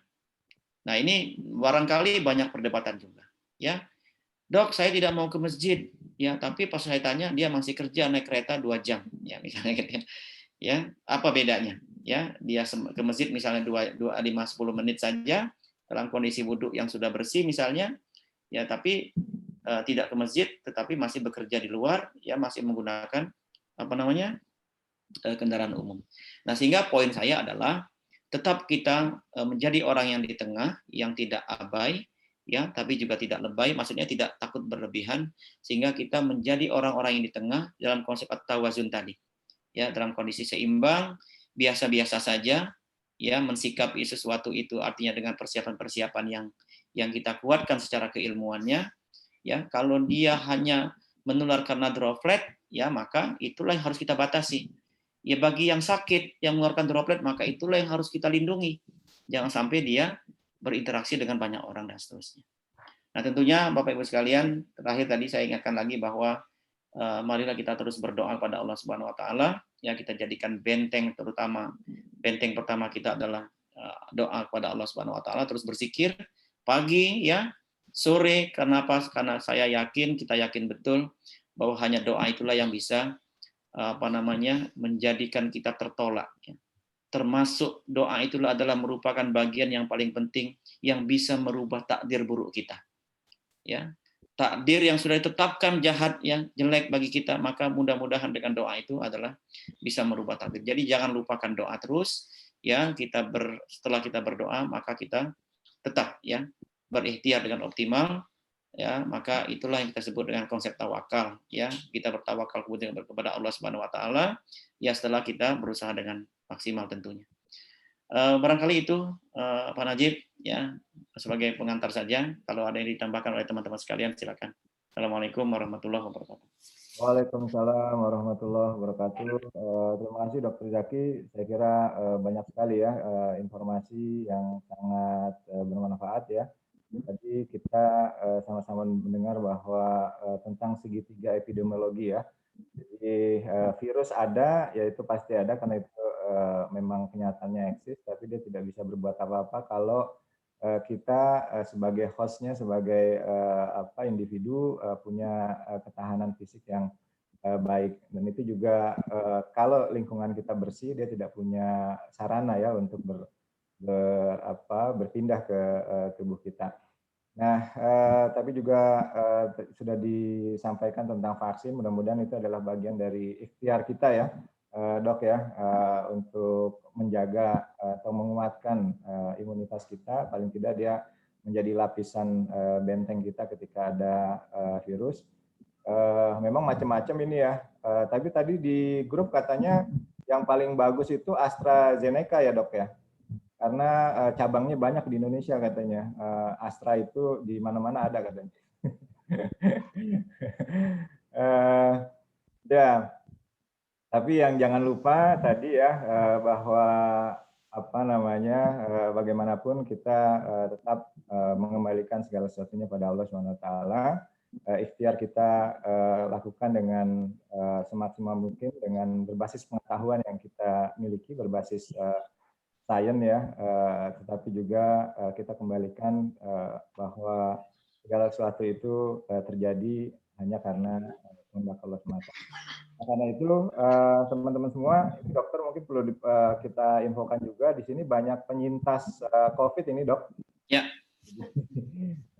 Mungkin punya pengalaman yang berbeda nih, ada Kang Junjun ya, juga ada Ustadz Arif juga ya. Wah, penyintas juga ya Ustadz Arif ya? Alhamdulillah. Alhamdulillah. Awal dulu, awal-awal saat orang masih sangat gimana gitu dengan COVID itu. Ya. Iya, baik yang bergejala maupun yang tidak bergejala. Baik, saya buka kesempatan ya untuk kalau ada yang ingin ditanyakan atau ingin disampaikan, silakan. Di grup sudah ada yang bertanya ini dari Mbak Rukmini, teman saya saat ini terpapar COVID dan sesak nafas. Saat ini sudah dibantu oksigen namun masih isoman di rumah. Saturasinya 98. Kira-kira kapan waktu yang pas untuk dibawa ke rumah sakit? Nah, itu Dok. Ya. Ini memang kadang dilema ya. Mungkin satu-satu dulu ya. Atau sekaligus nih Dok. Yang kedua, ini ada dua nih yang di chat ya sebelum nanti kita ini ya. Yang kedua dari Kang Edwin, orang yang sudah divaksin dengan tipe unactivated virus ya, apabila dites antigen apakah hasilnya akan selalu positif? Mungkin dua itu dulu, Dok, silakan. Ya. Sebentar. Jadi ada muncul nggak Pak ini slide-nya? Ya, muncul. Ada ya. Nah, tadi ini ya, yang diingat adalah yang ini nih. Yang algoritma yang ini. Jadi dikatakan gejala berat itu, pertama hitung nafasnya. Ya, kalau nafasnya masih di bawah 30 atau masih di bawah. Jadi normal nafas manusia sehat itu dewasa 12 sampai 18 atau 20 kali per menit. Itu pertama indikatornya. Terus yang kedua SpO2-nya 93% ya. Ya, kasus tadi kalau dia 98% pasti masih bagus. Ya, tidak ada sesak nafas. Ya, kemudian dihitung suhunya. Nah, kalau 3 tanda ini ada, maka dia berarti berat tuh, berarti kritis, harus dibawa ke rumah sakit segera. Ya. Nah, kemudian kalau dia sedang juga dibawa ke rumah sakit. Apa buktinya sedang itu? Kalau tidak ada gejala yang 3 yang berat tadi, tapi pada gambaran ronsennya ada pneumonia dia. Ya, ada gambaran bercak corak ya pada gambaran ronsen atau CT scan paru. Nah, jadi berat sama sedang ini ya, yang 3 kriteria ini kalau tidak ada tapi ada gambaran pneumonia, maka dia dirawat di rumah sakit. Jadi itu aja sebenarnya. Jadi makanya harus ada alat saturasi oksigen di rumah. Terus yang kedua menghitung jumlah nafas sama mengukur suhu. Ya, ini penting. Nah, kemudian vaksin ya. Jadi vaksin itu, Bapak Ibu sekalian, adalah memasukkan bibit penyakit yang sudah dilemahkan atau dimatikan dengan harapan nanti tubuh itu akan mengenali yang membentuk antibodi. Jadi antigen itu adalah antigen yang dihasilkan oleh virus ya. Tetapi kalau dia sifatnya inactivated maka tidak ada antigen lagi. Ya, tidak ada antigennya. Jadi antigen itu kalau dia terpapar dengan virus yang hidup. Nah, jadi makanya orang yang diperiksa antigen itu adalah orang yang terpapar pada saat bukan karena vaksin. Ya, jadi kalau orang yang divaksin, apakah bentuknya misalnya yang rekayasa ya, atau yang subproteinnya diambil atau apa yang tadi kita sebut dengan inactivated tadi, maka bukan antigen yang dihasilkan. Ya, tapi dia hanya tidak menghasilkan antigen lagi, tapi dia hanya mengenali strukturnya saja. Nah, jadi makanya kalau yang diperiksa pada saat orang setelah divaksin itu bukan antigennya Bapak Ibu sekalian. Tapi yang diperiksa adalah kadar antibodi, ya. Nah, tapi yang menarik adalah beberapa kasus ya pada beberapa orang yang sudah divaksin awal-awal kemarin itu, setelah diperiksa kok tidak terbentuk antibodinya. Jadi titer antibodinya tidak meningkat gitu ya. Nah, artinya apa? Memang sifatnya individual ya, tergantung pada status kesehatan dan sebagainya. Ya, termasuk ada juga beberapa kasus dilaporkan ya di jurnal itu bahwa orang yang terkena COVID ya, yang terpapar, yang sudah diperiksa, kemudian dirawat, pas diperiksa titer antibodinya juga tidak meningkat, tidak ada titer antibodi. Ya, ini juga hal yang barangkali sifatnya individual.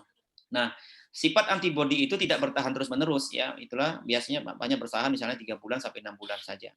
Nah, itulah nanti kenapa ada booster ya, ada booster pada saat misalnya sudah disuntik pertama, kedua bertahan 3 sampai 6 bulan nanti diulang lagi dia ya, diperkuat lagi.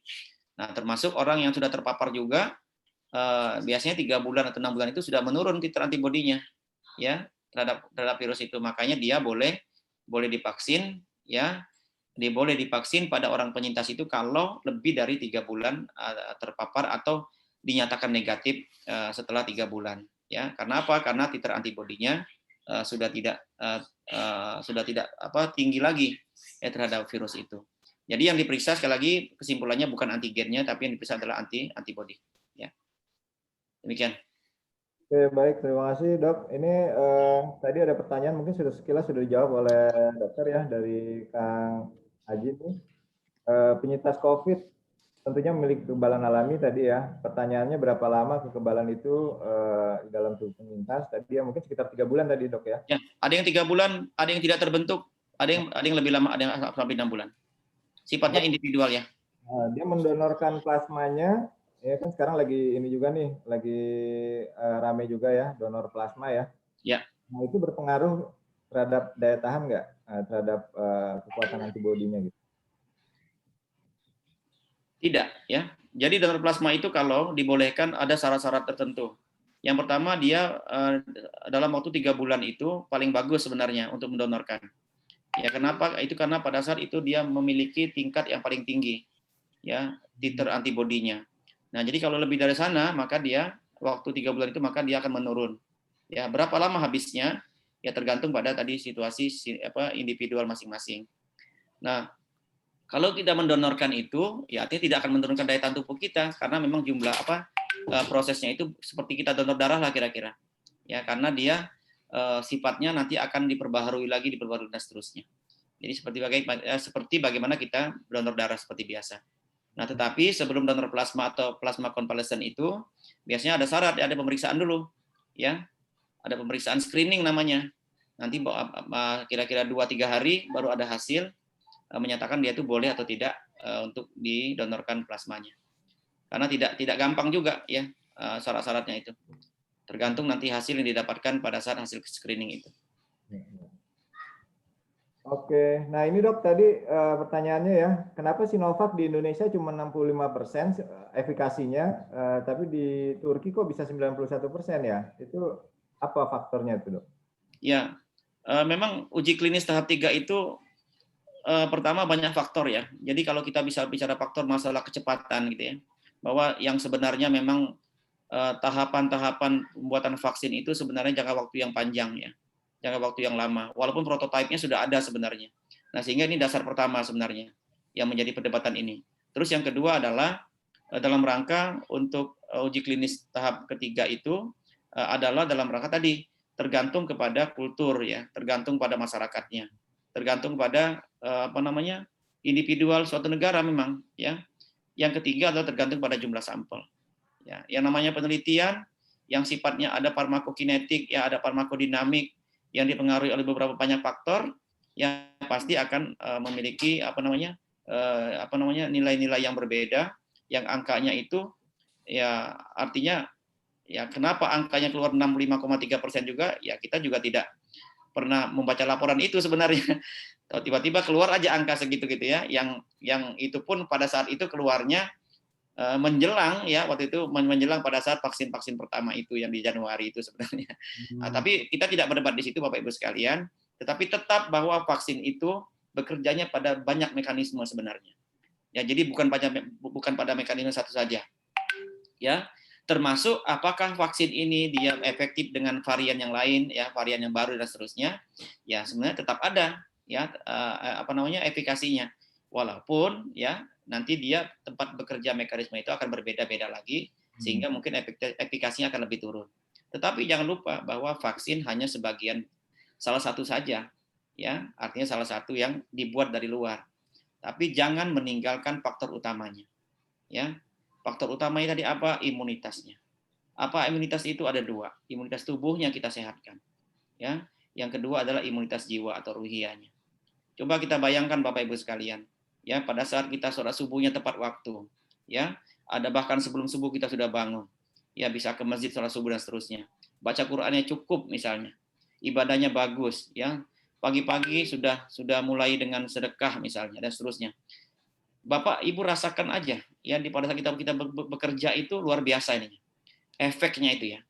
Efek kesehatan fisiknya, lupa semua tuh. Asam lambung hilang, migrain hilang gitu, ya. Yang tadinya tukin belum keluar, hilang juga perasaan gitu, ya. Yang gaji sudah tanggal 15 udah tipis, akan hilang sendiri dia. Artinya apa? Menunjukkan bahwa, ya, kondisi ruhiyah itu, imunitas jiwa itu ternyata lebih penting. Sebaliknya, ya, pada saat ibadah kita jelek, ya, hubungan kita dengan Tuhan itu tidak baik, ya, baca Quran jarang gitu, ya, kemudian sholatnya juga tidak baik, ya, dan seterusnya, maka efeknya akan lebih besar juga dia.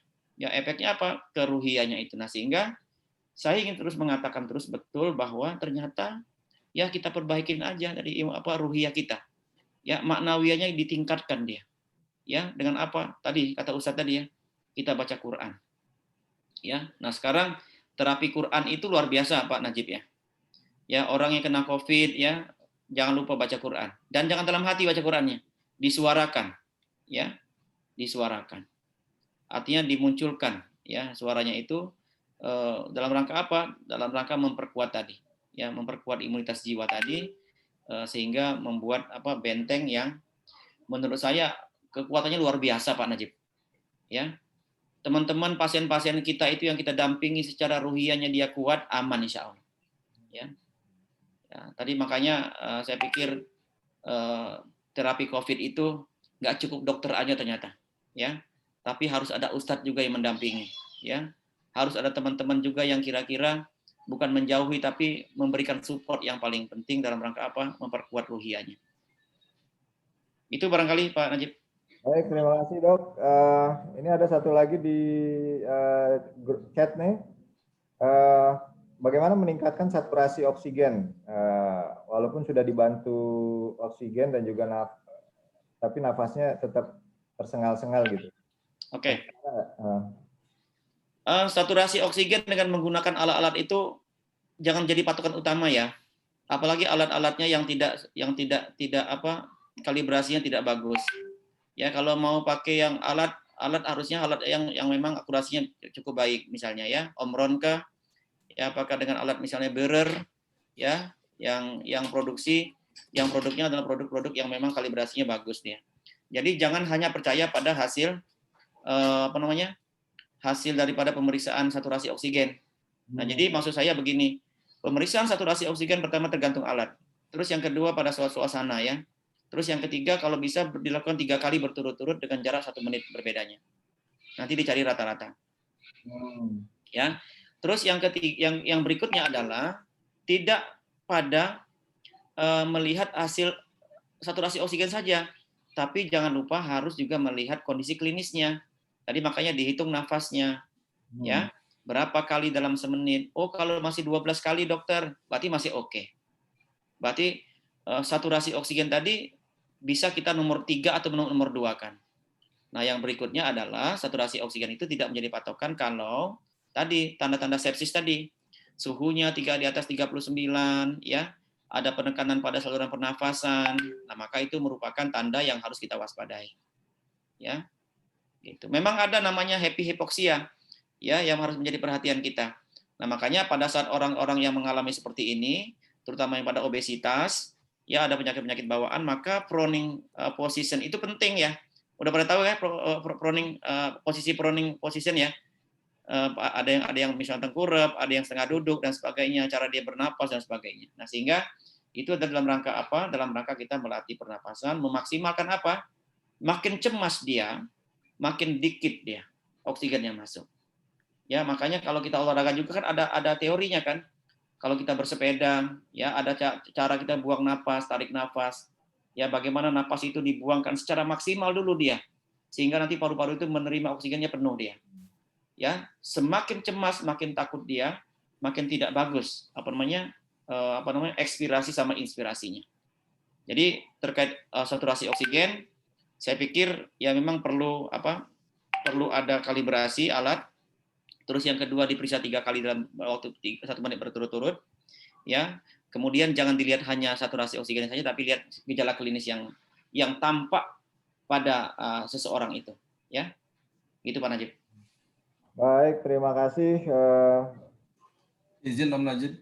Ya, silakan Bang Afri. Ya. Bismillahirrahmanirrahim. Assalamualaikum warahmatullahi wabarakatuh, Pak Dokter. Ya. Izin bertanya. Yang pertama tentang vaksin. Sekarang kan yang diprioritaskan itu vaksin adalah 18 tahun ke atas. Ya. Sementara varian yang sekarang katanya juga anak-anak banyak yang menjadi korban ya. Apakah ada batas usia minimal untuk vaksin, Dok? Terakhir saya lihat Dinkes itu sudah membolehkan anak umur 12 tahun ya. Ya. Yang pertama. Yang kedua tadi sudah dijelaskan vaksin itu hanya membentuk antibodi sekitar 3-6 bulan ya. Artinya kita nanti akan vaksin lagi setelah 6 bulan. Ya. Dan itu akan kita lakukan terus selama pandemi ya, Dok? Ya. Nah, pertanyaan lanjutan, apakah boleh vaksin yang pertama itu misalkan brand A, terus vaksin yang kedua brand yang berbeda? Siap. Oke, terus yang ketiga ini masalah olahraga, tadi sedikit disinggung ya. Olahraga yang berimbang, jangan yang sedang ya. Ada beberapa, termasuk mungkin saya juga, menerjemahkan lain, semakin rutin olahraga, semakin berat itu semakin bagus imun untuk terbentuk. Apakah itu salah ya? Makasih, Dok. Dari ujung dulu ya. Ya. Olahraga tadi saya katakan bahwa hanya boleh intensitas ringan ya, yang diperbolehkan pada saat ini. Kenapa? Penelitiannya kalau intensitasnya sedang atau berat malah akan menurunkan imunitas. Ya, karena apa? Karena ada fatigue ya. Ada fatigue pada otot, pada saraf, yang itu akan malah menurunkan imunitas tubuh kita. Salah satunya karena overtraining tadi. Ya, overtraining itu dia otot dipaksa bekerja keras dia. Ya, nah itu yang tidak dibolehkan. Nah, cuman yang menjadi masalah adalah yang paling penting dalam olahraga itu tadi, ya artinya hanya sekedar misalnya jalan, ya masih dibolehkan, apalagi misalnya bersepeda, ya. Nah, itu aja paling ya, atau stretching atau paling tidak dia berjemur pada matahari pagi itu. Terus yang kedua, vaksin pertama dengan vaksin yang berikutnya berbeda tidak ada masalah. Ya, karena yang dibentuk itu tetap ya, apakah yang penting adalah tubuh itu akan mengenali prototipe daripada bentuk virus itu. Ya, meskipun ya prototipe virus itu berbeda-beda. Cara pengambilan ada yang cara virus yang diambil proteinnya, ya ada dari virus yang diinaktifkan, bahkan ada yang direkayasa, ya seolah-olah genetiknya begitu sehingga tubuh kita membentuk itu. Nah, jadi maksud saya apapun mereknya nanti, ya di vaksin kedua sebenarnya boleh saja, ya jadi tidak mesti pada satu merek ya untuk vaksin. Yang pertama apa tadi Pak? Usia vaksin anak-anak. Penelitian di angka 1.200.000 kemarin itu, ya yang uji klinis tahap yang ketiga itu hanya ada hasil penelitian di umur 18 sampai 59 tahun. Ya, artinya hanya ada data itu mengenai efek samping, mengenai efektivitas dan sebagainya. Nah, di luar usia itu, apakah di bawah 18 tahun, apakah lebih dari 60 tahun ke atas, belum ada nilai belum ada hasil uji klinisnya. Nah, tetapi ya ada prinsip dalam dunia kesehatan itu adalah mengambil manfaat ya dengan mengesampingkan efek samping. Nah, jadi sekarang usia lansia itu sudah boleh divaksin. Padahal ya belum ada uji klinisnya kan. Nah, tetapi nilai manfaat yang akan didapatkan itu akan lebih besar nilai manfaatnya dalam rangka memproteksi orang-orang yang di luar usia tadi ya terhadap ancaman daripada virus itu. Nah, sedangkan efek sampingnya bisa dikatakan tidak ada. Ya artinya hanya 0,0 sekian persen lah. Walaupun itu ada, paling tidak efek samping saja. Ya artinya nyeri di sekitar suntikan. Ya laporan tentang KIPI itu, kejadian ikutan pasca imunisasi itu bisa dikatakan belum ada gitu ya. Ya artinya nilai-nilai resiko tadi bisa kita kesampingkan. Nah, artinya apa? Saat ini sudah ada pendataan anak-anak di bawah 18 tahun ya. Sudah ada vaksin lansia. Tadi dalam rangka tadi mempercepat ya pembentukan herd immunity tadi. Ya, meskipun angkanya tadi kata Pak Najib ya masih berapa Pak? Masih 20% belum sampai ya. Ya, artinya masih jauh sekali untuk mencapai 60-70% dalam rangka tadi. Nah, ada yang kedua yang tidak manusiawi itu dalam rangka menciptakan herd immunity. Semakin banyak orang yang terpapar, ya, baru nanti tercapai herd immunity. Tapi tidak manusiawi tentunya gitu kan. Nah, makanya ini seimbang nih. Vaksin berjalan, kasus makin banyak, ya mestinya harusnya artinya bukan dalam rangka mempercepat sebenarnya, tapi ini perhatian khusus bagi kita mengapa kasus ini makin cepat dengan varian-varian yang baru, ya tentunya ini harus menjadi perhatian kita untuk meningkatkan tadi, ya usaha-usaha preventif tadi. Oke. Tadi untuk apa namanya, Kang Mukti sudah dijawab ya, mirip dengan yang disampaikan oleh Kang Akri ya. Jadi kalau pakai merek berbeda itu apakah efektif ya? Jadi udah 2 kali vaksin, vaksin ketiganya pakai merek yang Moderna itu apa efektif untuk menjadi booster? Nah ini ada pertanyaan dari Kang Junjun, kalau pas divaksin tahap pertama terus kemudian kena COVID, nah ini apakah jadwal vaksin keduanya diundur atau gimana? Ya. Terus kalian sama dari Mbak Foni nih, anjuran menggunakan 2 helai masker. Nah, ini gimana ini? Baik. Soalnya juga nih dok, kalau pakai 2 masker dok. Ngap ya. Pertama, tidak ada hubungan antara kena COVID dengan vaksin pertama. Jadi vaksin pertama itu akan ada muncul antibodi itu setelah 2 pekan dia. Bahkan akan maksimal pada 4 pekan berikutnya. Nah, itulah mengapa ada jarak antara vaksin pertama dengan vaksin kedua. Kalau di bawah usia lansia, dia 2 minggu jaraknya. Ya, jadi secara teori, vaksin pertama, kemudian memunculkan antibodi, maka diperkuat lagi. Nah, kenapa lansia menjadi lebih lama, menjadi 30 hari, 28 hari? Karena pada lansia itu lebih lambat dia proses pembentukan antibodinya. Itulah mengapa ada perbedaan jarak antara vaksin pertama dengan vaksin kedua pada usia di bawah lansia dengan di atas yang lansia ke atas. Itu teorinya. Nah, yang penting adalah kalau dia kena setelah 1 minggu itu misal vaksin pertama terkena COVID, ya maka memang belum ada antibodinya. Pertama. Terus yang kedua adalah memang vaksin itu melindungi 100% tidak. Ya, maka hanya sekitar tadi 65,3% saja. Artinya sisanya ya masih membuka peluang yang besar dia masih terkena COVID. Udah kena COVID, bisa kena COVID lagi nggak dok? Bisa, ya, karena tergantung pada kondisi imunitas yang muncul pada diri seseorang, atau kena lagi tapi dengan varian yang berbeda. Nah, kalau dia divaksin pertama kemudian kena COVID, maka vaksin yang kedua harus 3 bulan setelah dia dinyatakan negatif pada saat dia kena COVID itu. Jadi setelahnya, jadi 3 bulan setelah dia dinyatakan negatif. Itu kira-kira. Oke, 3 bulan ya. Jadi 3 bulan setelah itu. Dok, enggak sebentar saya jadi nanya soalnya anak saya juga kebetulan kemarin pas hari Selasa divaksin, ternyata pas Jumat dites dalam minggu yang sama itu ternyata positif gitu karena dari bapaknya kena gitu. Nah itu bayangan saya bahwa vaksin pertama itu gagal, berarti nanti dia akan mengulang lagi vaksin yang pertama lagi setelah 3 bulan. Jadi nggak usah diulang yang pertama lagi ya? Justru dia pernah kena COVID itu, makanya teman-teman sekalian bersyukurlah yang pernah kena COVID tapi selamat gitu ya. sehat walafiat gitu. Artinya kena COVID, artinya pasti ada momentum pada saat itu luar biasa pengalaman psikologisnya. Benar nggak? Iya betul, Dok. Ya luar biasa, apalagi di awal-awal kena COVID-nya. Kalau sekarang udah agak biasa gitu ya. Tapi yang kena di periode pertama itu luar biasa, pengalaman spiritualnya ya. Mudah-mudahan itu menjadi ibroh yang sangat besar bagi kita semua. Amin. Nah, maksud saya orang yang pernah kena COVID ya artinya itu lebih daripada vaksin sebenarnya, Bu.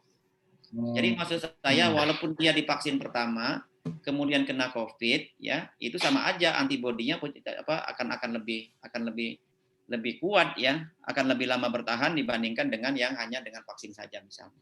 Nah, sehingga vaksin yang pertama tidak dinyatakan gagal sebenarnya. Tapi tetap ada antibodi di situ. Oh ya, makasih ya, Dok. Ya. Ya, nah ini Dok tadi yang ini Dok ya. Kalau pakai masker 2 Iya. itu gimana? Baik. Bapak Ibu sekalian, tadi pokoknya jangan abai, jangan lebay. Kuncinya. Ini di dalam kamar sendirian pakai masker. N95 lagi, gitu ya. Naik sepeda, pakai masker, ngapain? Ya. Jadi masker itu dipakai kapan dia dipakai? Ya, satu, kalau dia berada di kerumunan. Ya. Kerumunan banyak orang pakai masker.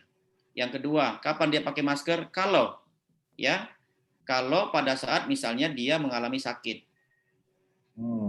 Ya, dia sakit sehingga apa? Droplet itu tidak kemana-mana dropletnya. Jadi tidak menularkan kepada orang yang di sekitarnya. Jadi tidak banyak istilahnya cairan dari bersinnya ya kepada orang-orang di sekitarnya.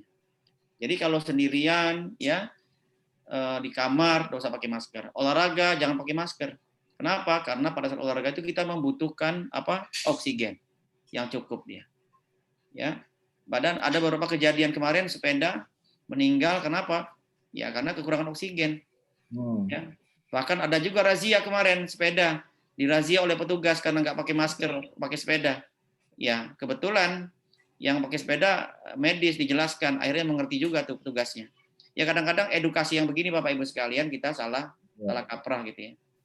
Kalau sepeda, nah makanya tadi perbedaan pendapat tentang penularan airborne ya dengan droplet ya artinya masih ada perbedaan pendapat yang cukup besar. Tapi dengan droplet itu cukup dengan masker saja, bahkan dengan masker kain cukup ya sebagai pelindung tadi ya. Nah tetapi tetap ya bahwa masker itu memakai juga harus betul. Ya kalau dilepas, kalau dipakai artinya jangan di dagu dia. Nah sekarang ada masker yang udah bisa ditutup dia, dilipat 2, ditutup, nanti bisa di kantong atau apa. Tapi kalau masker-masker yang terbuka, ya malah menjadi kalau pemakainya juga salah, malah merupakan sumber ya tempat masuknya bibit penyakit itu. Ya masker mau berapa lapis silakan, ya tapi pada saat tertentu, ya. Jadi kalau hanya sekedar yang 1 lapis, ya maksud saya masker bedah, ya yang 3 layer, saya udah oke banget lah, ya. Terutama di tempat-tempat yang memang yang padat. Tetapi jangan lupa, bukan masker saja yang penting. Jangan sering-sering memegang mata. Jangan sering-sering memegang hidung sama mulut. Itu aja yang penting. Kenapa? Karena reseptornya tidak ada di kulit kita reseptornya. Ya. Jadi kalau ada kuman virusnya di kulit kita nggak masuk dalam reseptor S2 itu dia. Ya dia masuk itu kalau dia masuk dalam mukosanya, ya dalam hidung mata sama mulut. Makanya sebelum menyentuh itu semua, ya maka cuci tangan. Nah makanya di wudhu itu, Ustaz Arif ya, di wudhu itu kita ada misalnya sebelum wudhu kita cuci tangan dulu, ya toh, ya bersih. Untuk apa? Dalam rangka dia mengusap yang lain, ya membersihkan yang lain. Ada yang namanya yang memasukkan itu imtinsa ya, yang memasukkan mulut air dalam hidung, ya dalam rangka membersihkan hal-hal yang memang sifatnya kotor ya. Itu kira-kira Pak Najib. Baik, ini agak cukup banyak nih Dok pertanyaan, jadi nggak apa-apa ya, mudah-mudahan masih ini kita batasi tetap waktunya ya, nanti teman-teman mohon. Jadi, nah ini kan tadi ada pertanyaan, kalau virus ini kan dia berkembang dengan memanfaatkan karbohidrat ya. Nah, terus kemudian kalau anjuran banyak makannya karbohidrat, apa itu malah nggak jadi masalah gitu. Itu pertanyaan dari Kang Bima ya. Kemudian yang kedua pertanyaan dari Ustadz Arif nih, kalau lagi ngisi acara, bahkan kalau lagi khutbah ya, ini ada dua sikap yang berbeda. Saat khutbah itu pakai masker apa nggak pakai masker. Nah, kadang kalau dipaksa pakai masker sambil khutbah tuh ngap juga. Ya, Ustadz, silakan. Oke. Tadi dokter saya dengar virus ini berkembang dengan cara mengkonsumsi zat gula atau karbohidrat. Ya, salah satunya itu ya. Artinya sekarang terapinya kembali kepada mengurangi karbohidrat. Ternyata efektif ya. Ternyata efektif. Terus yang kedua, maksudnya sumber karbohidratnya boleh, tapi jumlahnya dikurangi. Apa yang diperbanyak? Proteinnya. Protein ya. Kenapa? Protein sama lemak diperbanyak. Dalam rangka apa? Mempersiapkan zat-zat pembangun. Ya, dalam rangka tadi membantu. Tadi ada paru-paru yang diserang, ya. Parensim parunya ada yang digerogoti oleh virus, maka dipercepat dengan pertumbuhan tadi. Tapi kalau karbohidrat lebih lambat dia. Ya, lebih lambat dalam rangka sebagai zat pembangun, tapi jadi kalori dia. Kelebihan baru nanti menjadi lemak malah nggak apa-apa dikonsumsi ya. Jadi protein boleh pada saat penyembuhan boleh. Tapi tetap 3B ya. Artinya bergizi, beragam, berimbang. Tetap kondisinya ya artinya jumlahnya pada saat ada berimbangnya kira-kira. Kang Akri itu jadi sirloin nggak apa-apa tuh Kang Akri ya. Jadi ada Gino. Boleh ya. Sate kambing Gino. Oke, nah itu tadi pertanyaan dari Ustadz Arif gimana? Iya. Kalau saya, jadi masker itu, kalaupun memang misalnya dia membuat kita merasa sesak pada saat tertentu, maka dia di stop ya, artinya dibuka. Kalaupun misalnya pada saat khutbah, kalau menurut saya tergantung ini ya jaraknya. Jadi kalau dengan audiennya masih jauh, boleh dibuka maskernya. Yang tidak boleh pakai masker kalau menurut saya adalah hanya jadi imam saja. Jadi kalau dia jadi imam pakai masker itu akan mempengaruhi pada mungkin pengucapan huruf kali ya. Barangkali menurut saya begitu. Dalam rangka itu kalau menurut saya. Tapi kalau dari sisi yang lain ya artinya masih dibolehkan untuk membuka masker. Ya, jadi mungkin masjid-masjidnya Ustadz Arif disarankan untuk pakai kaca podiumnya ya. Jadi nggak usah pakai masker, khotibnya juga nggak apa-apa gitu. Dropletnya kan nempel ke kajian saya di Facebook ya, itu justru banyak yang pasti buka ya. Karena saya tahu jaraknya yang jauh segala macam, tapi kan pemahaman orang-orang yang nggak ngerti itu dianggap juga tidak teredukasi gitu. Sering disampaikan pakai masker lah, pakai face shield lah, apa segala macam. Padahal kita juga tahu dengan keadaan yang artinya memang ketika ada droplet pun insya Allah tidak sampai menyebar kepada audiens yang dengan ada jarak tadi. Ya, makanya kalau di dekat itu ya, belakang rumah tuh podiumnya dipakai itu memang dipakai akrilik ya. Dipakai akrilik, jadi khatib nggak pakai masker nggak apa-apa. Jadi akriknya sering dibersihin aja. Ini. Oke, baik teman-teman semua ya. Karena udah 9:30 ini, pasti masih banyak sekali yang ingin ditanyakan, tapi saya kira tadi pesan Pak Dokter juga yang tidak boleh ini ya, kita lupakan juga tidur yang cukup. Nah ini jadi ini lagunya Bang Haji Rhoma Irama jadi sangat relevan untuk sekarang ya, jangan begadang ya, tidur yang cukup supaya kita bisa recovery dari kelelahan, jangan sampai kita ini ya. Mungkin sebelum ditutup, silakan Pak Dokter ada pesan terakhir supaya kita semua menjaga imunitas yang lebih kuat lagi dalam situasi yang sekarang. Ya, mungkin tadi pertama kembali lagi bahwa kita jadikan betul ya, karena kita tidak tahu virus itu di mana tempatnya, ya kapan kita terpapar, ya bahkan tadi yang tidak mudah juga dia masuk ke tubuh kita, tapi kalau kata Allah kita terkena, maka itulah takdir. Maka marilah kita jadikan tadi doa sebagai benteng pertama bagi kita, ya.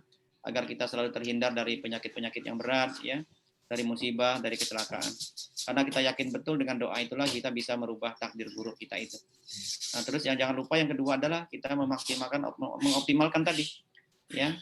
Dulu pernah misalnya ada ada sahabat ya yang datang ke masjid kemudian meletakkan untanya di sembarang tempat, kemudian ditegur oleh Rasulullah, ya. Kemudian dia menjawab, ya, saya sudah bertawakal kepada Allah saja, kata dia. Ya, ternyata ditegur oleh Rasulullah bahwa bertawakal itu bukan begitu. Artinya bertawakal itu adalah tambatkan dulu, ya, artinya ada usaha dulu, ikhtiar dulu secara maksimal, baru kita bertawakal kepada Allah Subhanahu wa taala. Nah, mudah-mudahan Bapak Ibu sekalian, ya, kita selalu makin kuat, ya, akidah kita yang sudah teruji setahun setengah ini. Jangan kalah akidah kita, karena itulah merupakan pokok pangkal diterimanya ibadah kita. Ya, menurut saya begitu. Jadi sebelum ibadah, sebelum amaliyah, sebelum muamalah, sebagainya itu, ya, kita luruskan dulu akidah kita. Nah, jangan dengan demikian, ya, dengan akidah yang lurus, akidah yang bersih ini, ibadah kita diterima oleh Allah Subhanahu wa taala. Nah, tadi kita hanya yakin dengan vaksin saja kita bisa selamat, ya, kita yakin dengan masker kita selamat, ya, tanpa menyandarkan itu kepada Allah Subhanahu wa taala, maka ini adalah mungkin kita harus beristighfar kepada Allah Subhanahu wa taala. Mungkin kita udah lupa, ya, selalu berdoa dan berikhtiar kepada Allah Subhanahu wa taala. Terakhir barangkali tetap saling mendoakan itu penting, ya, Pak Najib, ya. Ya, doakan dokternya, ya, doakan kita semua, karena apa? Doa yang mustajab itu adalah ketika kita berdoa untuk saudara kita yang tidak diketahui oleh dia. Nah, bahkan itulah nanti doa yang mustajab dan akan kembali kepada kita. Jadi jangan ragu-ragu kita mendoakan saudara kita untuk sehat, ya. Mendoakan teman-teman kita agar sembuh dari sakitnya, maka akan kembali kepada kita, ya, doa itu akan diberikan Allah kepada kita untuk menjadi sehat, ya, ditegakkan kepada penyakit. Nah, yang terakhir lagi, seimbang saja, ya. Seimbang, jangan berlebihan kepada semua hal, ya. Termasuk makan jangan berlebihan, ya. Olahraga jangan berlebihan, ya. Makan minum juga jangan berlebihan. Yang enak itu adalah cukup saja.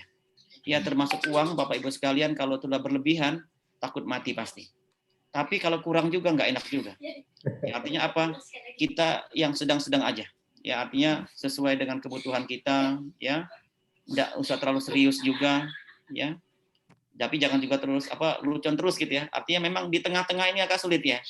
Ya, kadang-kadang kita turun, kadang-kadang naik. Nah, bagaimana kita bisa menjaga keseimbangan itu, ya, di antara kondisi yang ada di sekitar kita. Terus saling mendoakan, titip doa untuk dokternya juga biar makin sehat, ya, dilindungi oleh Allah Subhanahu wa taala agar banyak bermanfaat nih pada orang sekitar kita. Itu Pak Najib. Terima kasih. Terima kasih Dr. Ferry, jazakallah khairan jaza, ya, atas semua informasi, pengetahuan dan advice-nya buat kita semua, ya. Semoga Allah memberikan balasan yang terbaik, ya, buat Pak Dokter. Semoga sehat selalu, ya, supaya bisa membantu ya saudara-saudara kita yang hari-hari ini terus bertambah, meningkat, ya. Dan buat teman-teman, tadi ada quote yang bagus dari Pak Dokter, ya, nggak perlu abai, nggak perlu lebay. Nah, jadi yang di tengah-tengah aja. Jadi tadi, ya, naik sepeda 2 masker, nah itu lebay itu. Jadi itu malah ya. Dan yang kita nggak boleh lupa juga menjaga imunitas mental, ya, imunitas spiritual, tidak hanya imunitas fisik, karena itu yang nanti juga akan menguatkan imunitas fisik kita. Jadi kita akhiri pertemuan kita pada malam hari ini. Terima kasih sekali lagi kepada Dr. Zaki, kepada Ustadz Arief, ya, kepada semua teman-teman yang hadir pada hari ini. Kemudian kita terus bisa meneruskan kebaikan-kebaikan ini, mensosialisasikan kepada teman-teman, kerabat, saudara-saudara kita, ya. Tidak perlu terlalu khawatir, tapi juga tidak perlu jangan sampai lalai. Nah, jadi ada di tengah-tengah, ada di antara keduanya, ya. Mari kita tutup pertemuan kita ini dengan membaca hamdalah dan doa penutup majelis. Alhamdulillahirabbil alamin, subhanakallahumma bihamdika asyhadu an la ilaha illa anta. Wabillahi taufiq wal hidayah. Wassalamualaikum warahmatullahi wabarakatuh. Waalaikumsalam warahmatullahi wabarakatuh.